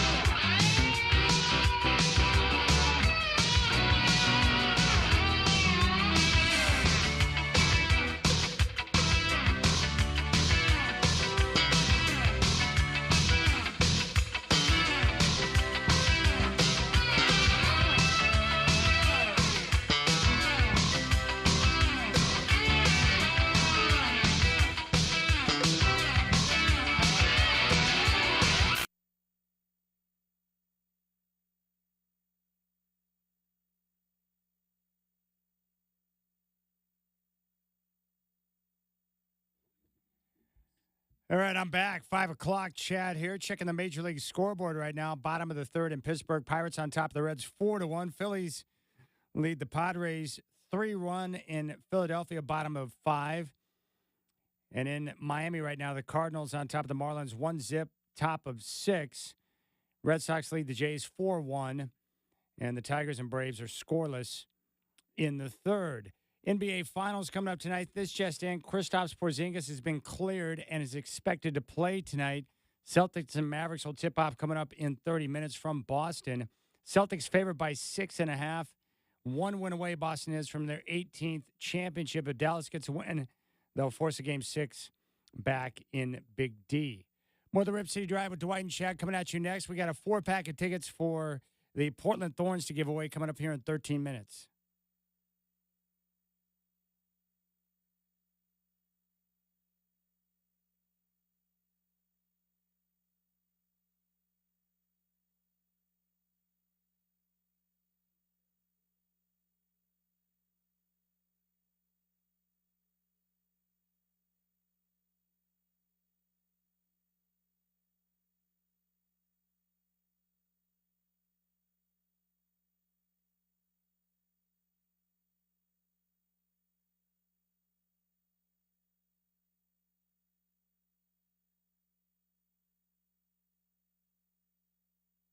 Now, you saw this guy live in Maui?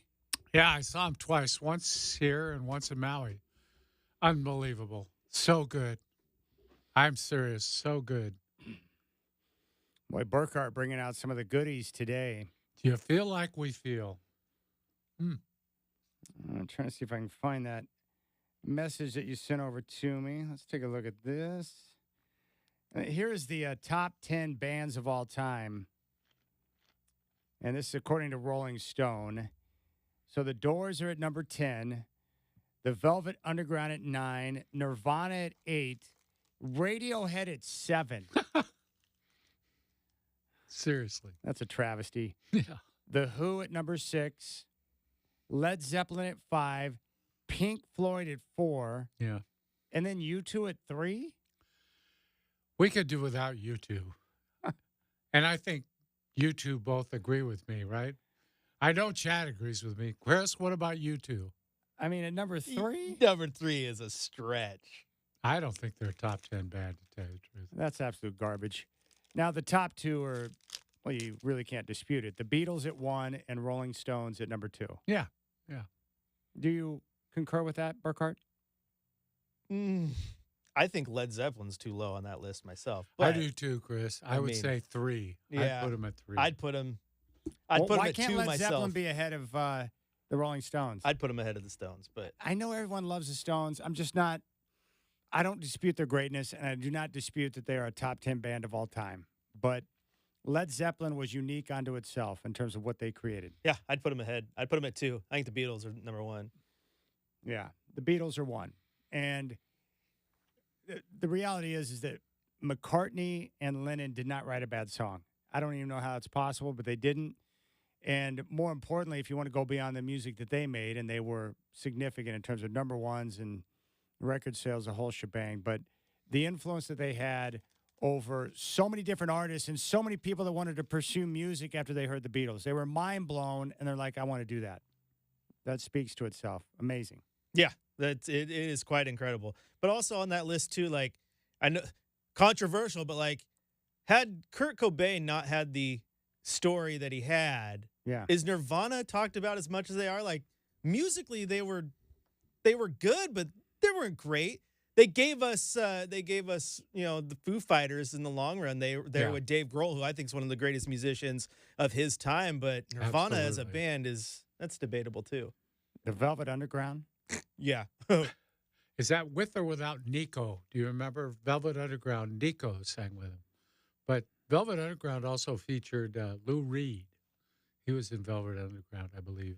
I mean, also, like, if you really want to get down to it, because everyone talks about, like, sales and this, that, but, like, a top 10 band that no one talks about is Judas Priest.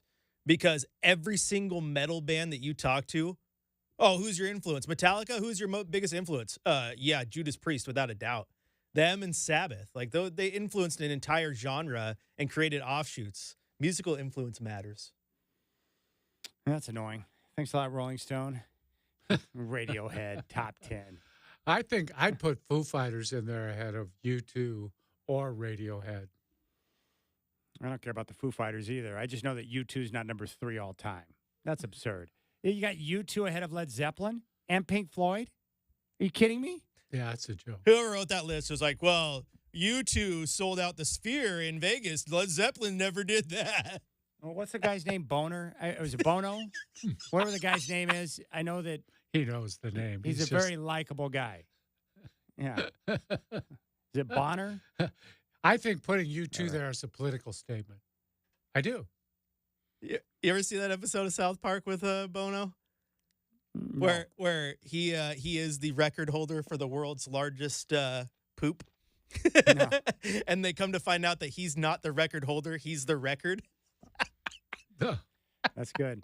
I just didn't watch a lot of South Park episodes. My favorite would be the Smug episode. Oh, that's a good one. That's a good one, yeah. All right, there you go. So, whatever. Rolling Stone. Every time I read their list, I have to look at them, and then I get annoyed at some of their decisions with their list. Well, I think they're releasing lists like this because nobody reads the magazine anymore. Used to be they were big time, but you never hear about them anymore. Well, how many people read magazines now or go shopping for magazines? Well, they're online now, so I don't know how that works out.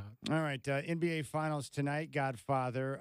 First off, there was a lot of probably fake outrage, but people frustrated with the Celtics' performance in Game 4, getting blown out by Dallas. Yeah. I'm not concerned about it whatsoever because the game meant absolutely nothing. When you win Game 3 to go up 3-0 and put a stranglehold on the series, you're naturally, at least in my mind and what I've seen, you take your foot off the gas. My guess is you're going to see a totally different Celtic team tonight. That'd be my guess. Well, you will because Porzingis is going to play, apparently. That makes a big difference. Big difference. I hope he can walk after the game, but they're going to use him, apparently. But we've seen this before where teams get up 3-0, they take their foot off the gas, and they come back home and finish off the series. Do you expect Boston to win tonight? Yeah, I do. How much of a key is Kyrie for Dallas and what they're trying to accomplish tonight? I don't believe they could win the game without him having a good game. They've got to have him. Luka's not enough to beat them. They'll play well at home, especially with Porzingis there. Their defense will be back to where it was before. So, Kyrie, you better show up. How concerned would you be for Boston? Let's say that Dallas goes out and pulls off the upset tonight and forces a Game 6. With the status of Porzingis being questionable the rest of the way, is that a concern? Yeah, I would think so. If he plays tonight, you better win. Because I think they're putting all their eggs in one basket. Finish it tonight, end it, and move on to the summer. Because if you don't finish it tonight, you're probably looking at a Game 7. And nobody wants that Game 7, especially if they were up 3-0 and have the prospect of becoming the first team to blow that. That's pressure I don't know if that team can withstand.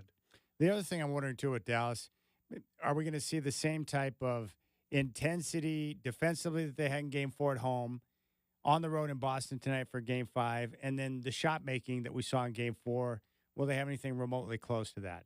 Because Probably it's easy to get that at home with the emotion, Yeah. but can you match that in Boston? Yeah, I just, some of these teams can do that. You saw Minnesota. They didn't want to get swept, so they threw everything out there in one game, and they got their win, and that was it. They didn't have it for the next game. I wouldn't be surprised if that's the way Dallas is. Wouldn't surprise me at all. I can't believe this. You pointed it out to me, but for the Celtics, in the last 38 years, the Celtics have one championship. That's the one they got back in 2008 with Paul Pierce and Kevin Garnett and Ray Allen. But in the last 38 years, the Marlins in baseball and the Cowboys have more championships than do the Boston Celtics. That's incredible, isn't it? And look at the Yankees, too. They had the great run at the end of the 90s into the early 2000s with Joe Torre. And they won another championship in 2009. But since 2009, they haven't won a title in 15 years. It feels to me like sometimes the Celtics and the Yankees get so much love for all of the past success without any real focus on the current squad. That's weird to me. I totally agree with you, Chad. I don't get it. It's like that brand has such power that it's like the Lakers in a way. That Laker brand isn't what it used to be. I'm sorry. Magic's not walking through that door anytime soon. They've lost their magic, and it's not the same. Well, the Cowboys are in the same boat. Yeah, 29 years. Absolutely. Old Jera, he's selling a lot of Pepsi-Cola, but he's not winning any titles. Do they sell Pepsi at their stadium? He's a guy that didn't I think it's Pepsi. Didn't he sue the league so that he could get his own deal? Everybody else is tied into Coke, I think. But he wants all his own stuff there. And he sued to get it. I believe it was Pepsi. That's pathetic. Yeah. Well, wait, the same thing the Yankees got. The Cowboys and the Yankees both offer Pepsi as their beverage of choice. I should probably check that to make sure, but that's what I'm thinking. Sometimes my memory fails. Well, a lot of times I've thought something and find out like, oh, I'm totally wrong. That's not exactly how it went down. Yeah, you're right. Oh, my gosh. That's amazing. But, yeah, the Celtics living off a lot of love from what took place in the past. But tonight, if they win it, it will give them their 18th championship, which will move them ahead of the Lakers for the most in NBA history. Pepsi. Come on, man. Be better than that. Especially if you're a Diet Coke drinker. You know, like I know, that Diet Pepsi is undrinkable. It's a hideous beverage. It is. What'd you find out about the Cowboys? Nothing? Now, Jerry's too busy right now trying to deal with this Sunday tickets lawsuit instead of his beverage of choice. Yeah, I think everybody who owns a team in the NFL is a little bit concerned about that. The lawsuit the NFL's involved in that nobody really knows anything about. Well, because they've been screwing people. I've been part of that's been screwed for years and years by the NFL driving up the price of Sunday ticket. Yeah. Why not just offer the package? You said the Major League package used to just have a setup where you could choose one team and say, hey, I want all their games. So if you wanted all the Braves games, you could just watch that? The first year or two that they had that package, that was the way it could be, yes. Yeah, the Dallas Cowboys, Pepsi holds a long-standing partnership with the NFL and has an endorsement deal with the Cowboys. Isn't that nice? The official cola of Texas Stadium. Yeah. A 10-year deal, $20 million. Yeah, they got all the teams now. You can't go to an NFL game and not – I mean, you got to drink a Pepsi to go to an NFL game? No, they have Coke at the Broncos games. Are you sure? 100%. Well, it says all 32 teams have it. This is ad age, too, advertising age. I'm just telling you, I went to a Bronco game last year and drank a Diet Coke. Oh, okay. This is September of 2013. I'll bet that they got Coke since then, and Jared's still the only one with Pepsi.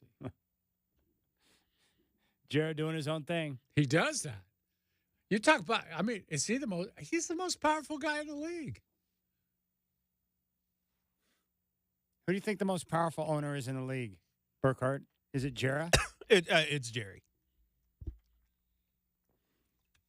What about Kraft? He's got to be up there, but somehow I think he's a little more reluctant to exercise his power. Unlike Jera, he's gonna show you how powerful he is all the time. Well, I can tell you which owner I like to hear talk more than any other owner, yeah. and that's Jera. Yeah, for sure. I want audio of him rambling off at this trial. It's too bad Steve Jones isn't around. He could have gotten him on just to talk with listeners out in Scappoose and Canby. What are the odds that he used the reference glory hole in the trial today? Is that possible? No. I think he's been warned about that. You act like it's not even possible with Jerry. No, I don't. I think he's been warned on that one. I think he could say other really dumb stuff. It does make me mad that you can't just say, I want all the Bronco games. No, you got to get all of them. Yeah. You got to buy them all. Why can't you just buy the one team and forget about those other teams? Like, there are some crap teams in the NFL. Why would I don't want the Carolina Panther games, you losers. Yeah. Whatever. All right, when we come back, we got to talk about specialized coaching and how it's helping the NBA and how it could be vital with the draft this year. We'll explain it next.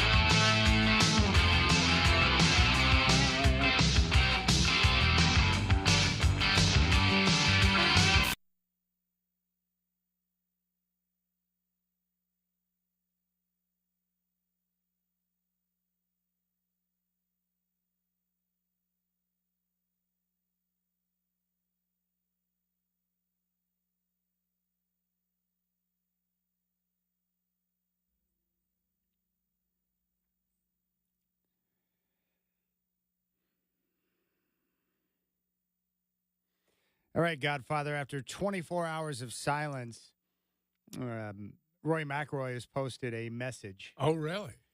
He says, yesterday was a tough day, probably the toughest I've had in my nearly 17 years as a professional golfer. Firstly, I'd like to congratulate Bryson. He is a worthy champion and exactly what professional golf needs right now. I think we can all agree on that. As I reflect on my week, I'll rue a few things over the course of the tournament, mostly the 2 missed putts on 16 and 18 on the final day. But as I always try to do, I'll look at the positives of the week that far outweigh the negatives. As I said at the start of the tournament, I feel closer to winning my next major championship than I ever have. The one word that I would describe my career as is resilient. I've shown my resilience over and over again in the last 17 years, and I will again. I'm going to take a few weeks away from the game to process everything and build myself back up for my defense of the Genesis Scottish Open and the Open at Royal Troon. See you in Scotland. So there you go. Mm. And did you have an issue with him taking off? Like, I understand why he took off. Yeah. Because that was a brutal loss. It was. But I'm also one of those guys where it's like, you're the face of the PGA and you make many millions of dollars to do what you do. You should probably hang out for a few questions, no matter how uncomfortable you might be. Yeah, there's that thing, too, where if you're going to be there when you win, you better be there when you lose. And somebody has to congratulate the winner, and it's going to be you.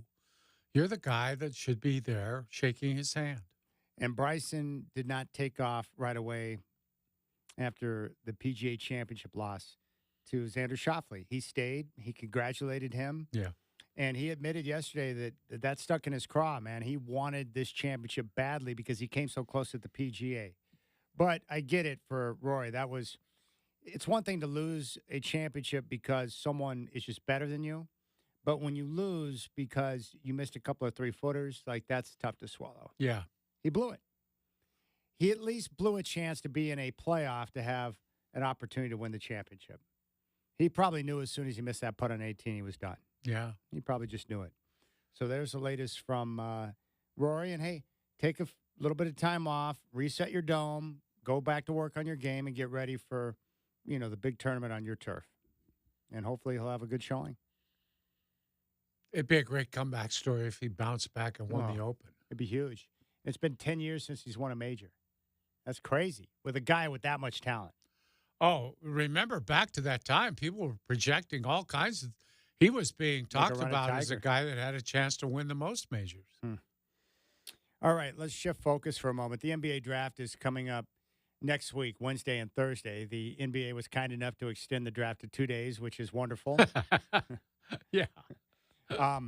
Well, the big question about this draft, and I think we all know this if you follow the NBA, is that it's not considered a talent-rich draft. In fact, many experts think it's one of the weakest drafts of all time. And part of that comes from the fact that you don't have a lot of guys near the top who are terrific shooters. Now, you sent over a piece for me from Henry Abbott, who's been covering the NBA for a long time. And he focused in on three-point shooting and how it's commonly one of the easiest things to improve with young college players coming into the NBA. That you can take these guys, you can work with them and get some improvement at the three-point line. But then he zeroed in on Oklahoma City, who has got a unique shooting coach, or as you call him, Godfather, a shot doctor. And his name's Chip England. And this is a guy that's been doing this for quite some time. But he used the example of Chet Holmgren and namely Jalen Williams, who came in to the NBA not as a good three-point shooter. He was poor in college, and now he's top 10 among the best in the NBA at three-point shooting. And that's what the work that the Thunder have of this shot doctor. What do you think about Chip England and the work he's doing with the Thunder? Well, we saw it when he was with San Antonio. Sam Presti was then a young general manager with San Antonio, and he got Chip away from Denver, where he had done good work, and he brought him into San Antonio. And there was an almost immediate uptick in their three-point shooting. And then he got him to follow him to Seattle when, the Thunder were in Seattle for that brief time. And then he followed him to OKC. And he's had wonderful progress and results. Here's the best way to tell you about it. Shai Gilgeous-Alexander is not known as an outside shooter. In fact, that's been his Achilles heel. But last season, he shot 35.3% from three, which people think, well, that's kind of mediocre. But it's in the same neighborhood as Damian Lillard, Anthony Edwards, and Jaylen Brown. Guys who shoot a lot of them shoot right around 35 to 37, unless your name is Steph Curry. Then you can still get up around 40. But when you shoot a lot of them, percentage tends to go down a little bit. So you think about him shooting 35.3, that's decent. That's okay. How many of his teammates do you think shot more than that, made more than 35.3%? How many? 11. 11 guys on that team shot above 35.3%. And that's incredible. And you talk about Jalen Williams and Isaiah Joe and guys like that who were never known as big-time shooters. They became shooters there. He's got some secrets. He has the secret sauce. And I wish I could tell you what it is.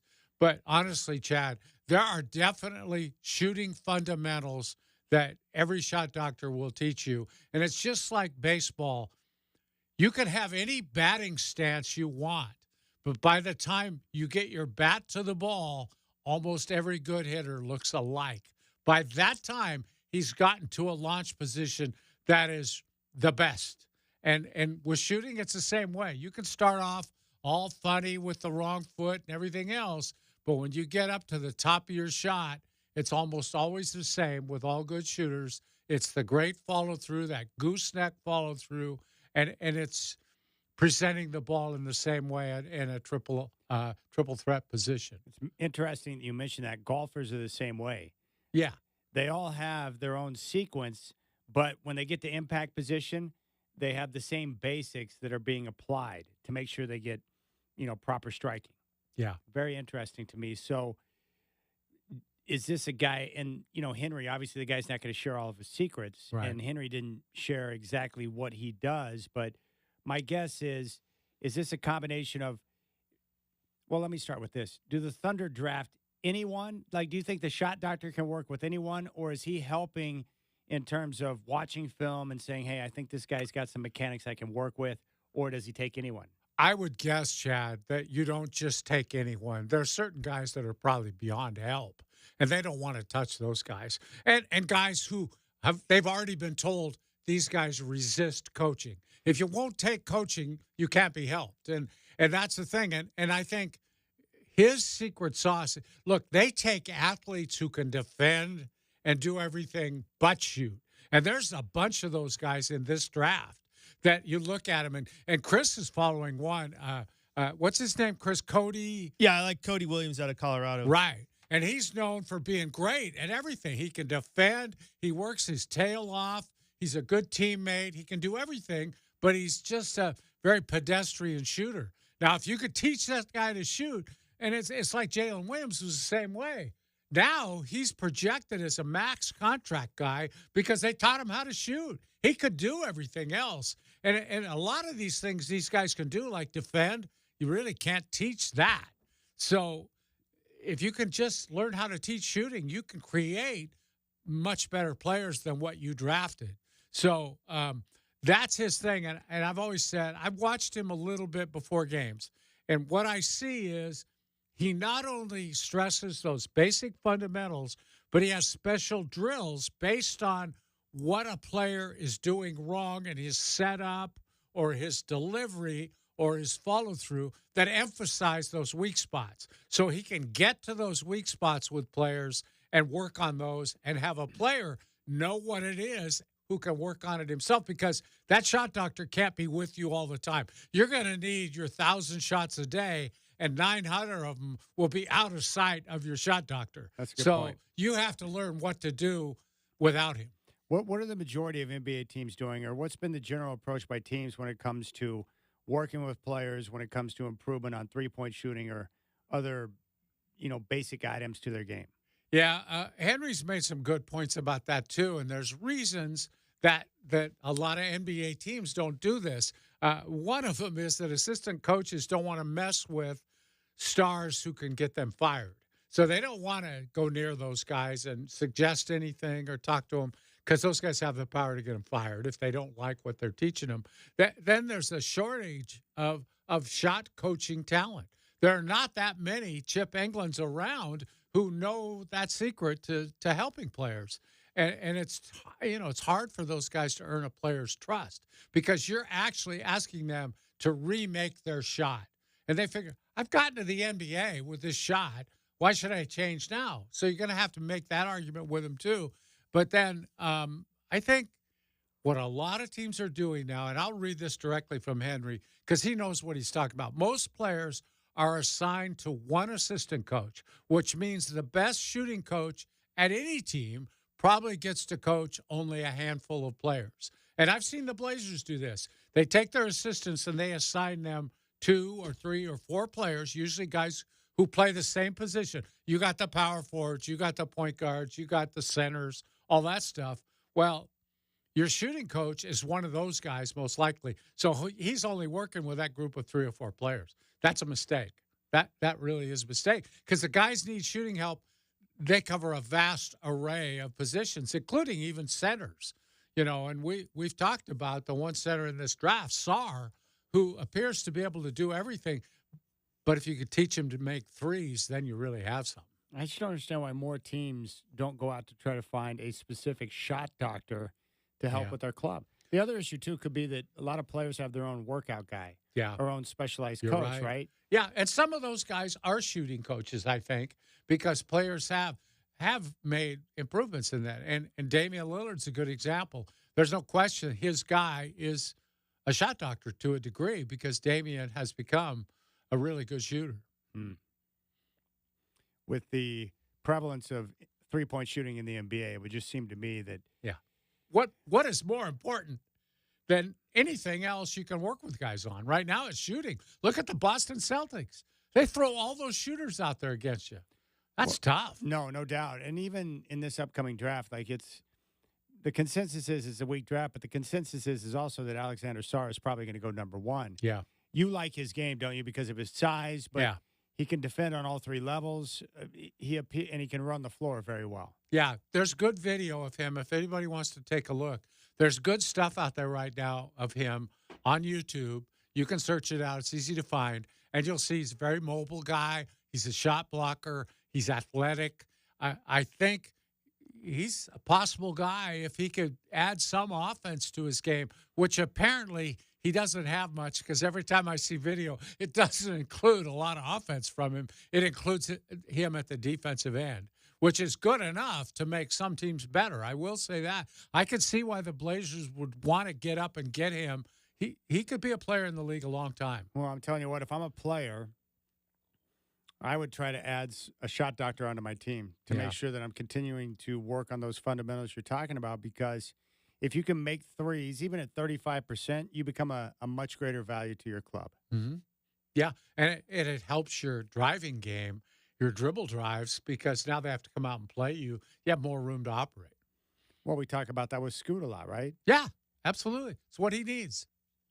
Because if that shot becomes, the real deal to where he's a threat from downtown and guys have to come out on him, then he can blow by him off the bounce. Mm-hmm. Yeah, and this summer's going to tell a real tale for him. He needs to improve his shooting, and if he comes back even at 35% for the season, he'll be tough to deal with. I would guess, too, a lot of these franchises, we're seeing a lot of change because you're getting younger minds in the game, but you know how sports are. It's a lot of old school thought that goes into coaching and drills and the whole shebang. Absolutely. So it's hard for a lot of these older guys who have been around for a long time to branch out and try something new. Yeah. Yeah. Old front office guys and old coaches, they both have trouble making changes. There's teams still trying to play inside out in the NBA. And if you have a good enough inside game, and you saw Minnesota make some inroads this year with playing those two bigs at the same time. But it's difficult in today's games because you're stacking up your 2-point baskets against the other guy's 3-point baskets, and that's a tough game to win. I wonder how effective would a guy like Shaq be in today's NBA? He'd be effective because you'd have to double team him because he would make enough shots inside that he'd kill anybody one-on-one. you'd have to double him, and that would open up your three-point shooters. You can still – there just aren't many good post players like that around now. But he would be a real unicorn in today's game. But wouldn't he have issues defensively because he wouldn't be defending a traditional post? Yeah, of course, and you'd have to make your choice. You know, what are you going to do with him defensively? And I think what you'd have to do is play a lot more zone defense and keep him down around the baseline and around the bottom of the lane so that he didn't have to wander out there and defend. Because you'd put him in a million pick and rolls and wear him out. That would be a challenge. But I just think he was so good at the post. It's just, you know, Sabonis would be your ideal guy now because he can make threes, but he could also really take people down low and punish them in the post. You know, we were talking about a social media team for these athletes. Like, if I was one of the elite level NBA players, I'm instantly hiring a chef.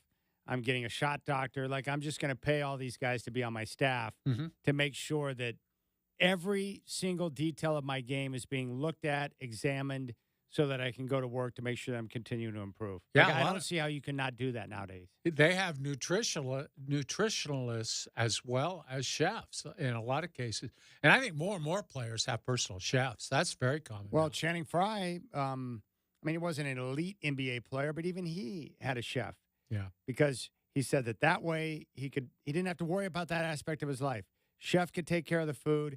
He could work out and focus on his game. Yeah. And the chef would make sure that he got all of the different nutrients that he needed every day. I just think that's genius. Yeah. Shot doctor could be the same thing. Well, and let's face it, all of them, really, even the minimum salary guys, have enough to get their own chef. Even if it's on a limited basis, come in twice a week, put meals away for me, freeze them or whatever you need to do, and I'll pull them out every day. But they can get one at least on a limited basis. You need to do some digging to find out what the secret sauce is. Like, how did this shot doctor uncover the details that he needs to teach? And maybe a lot of guys know, but it's hard to put it into words. Yeah. To explain it in the way these players can latch on. That's a big part of it, Chad, is not only knowing it, but being able to teach it and then have the drill work and all of that stuff to put it into practice. You know, it's like anything else. You can know how to do something, but being able to teach someone else to do it, that can be tricky. All right, we'll come back. High fives. And the one thing you don't want to see if you're a parent, I can tell you that much. Yeah. Your child stuck upside down, hanging way up in the air for an extended period like of time. 50 feet up. Yeah. Yikes.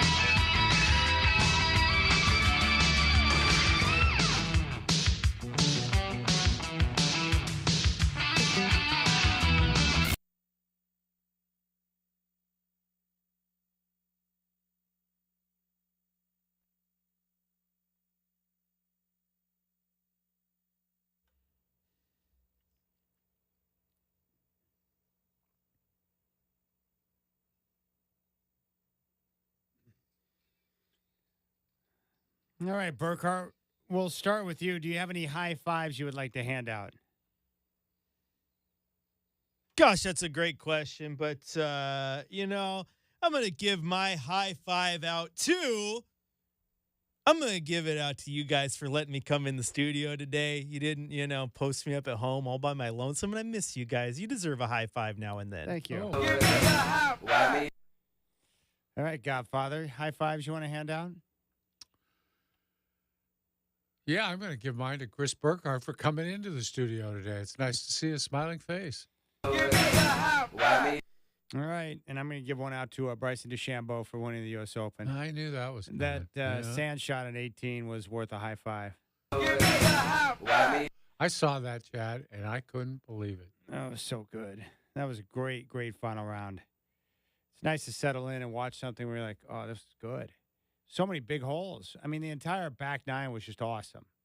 And I was happy, too, because Patrick Cantlay couldn't quite get over the hump. I was rooting actively against him. Yeah, the slow play guys you always have to root against. Yeah.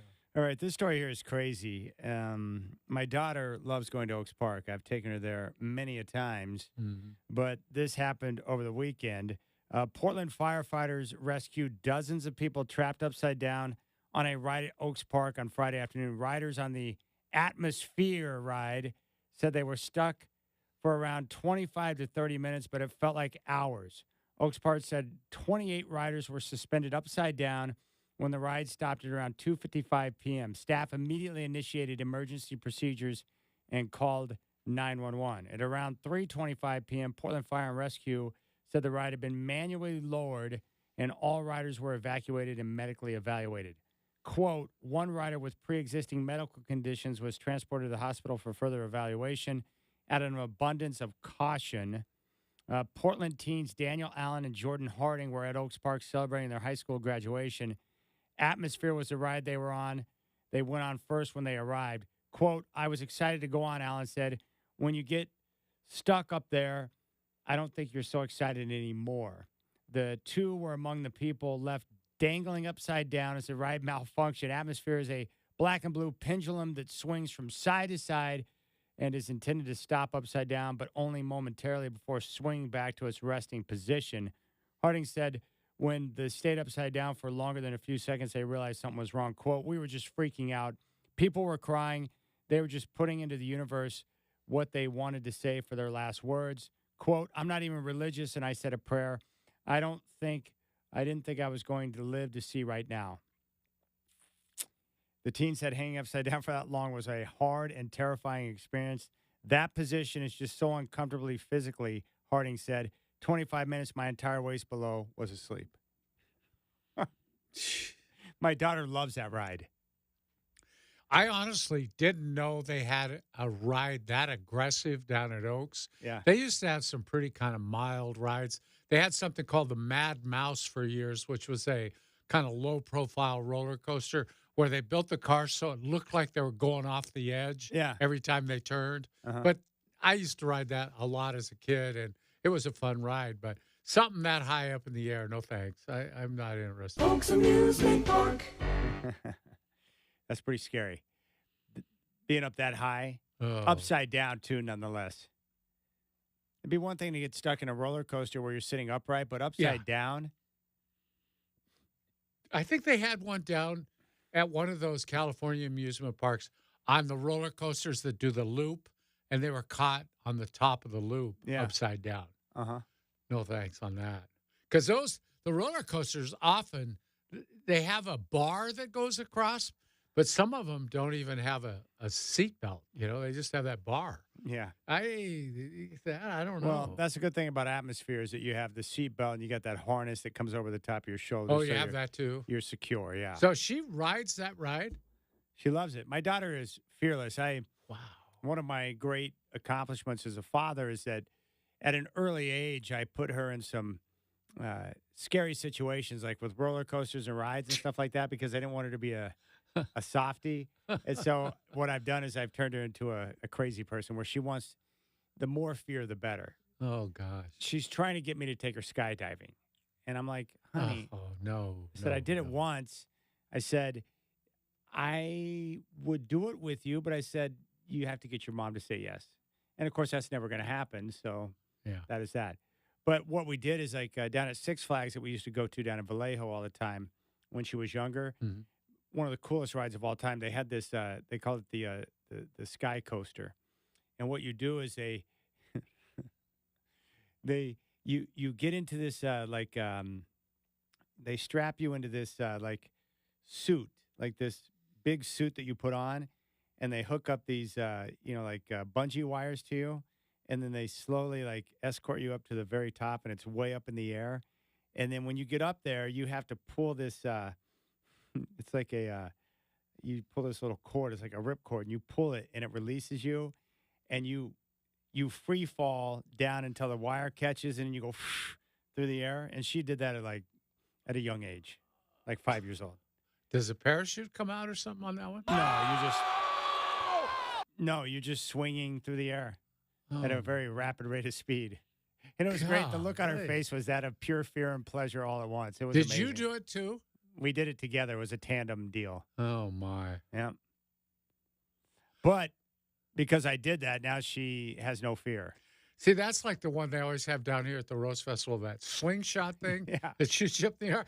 Let's do that together. Yeah, there's no way you're getting me on that. Come on, let's do it together. Impossible.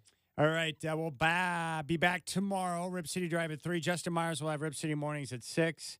Big thanks to my man, Chris Burkhardt. Have a good night. Enjoy the game, and we'll talk to you tomorrow. Folks Amusement Park.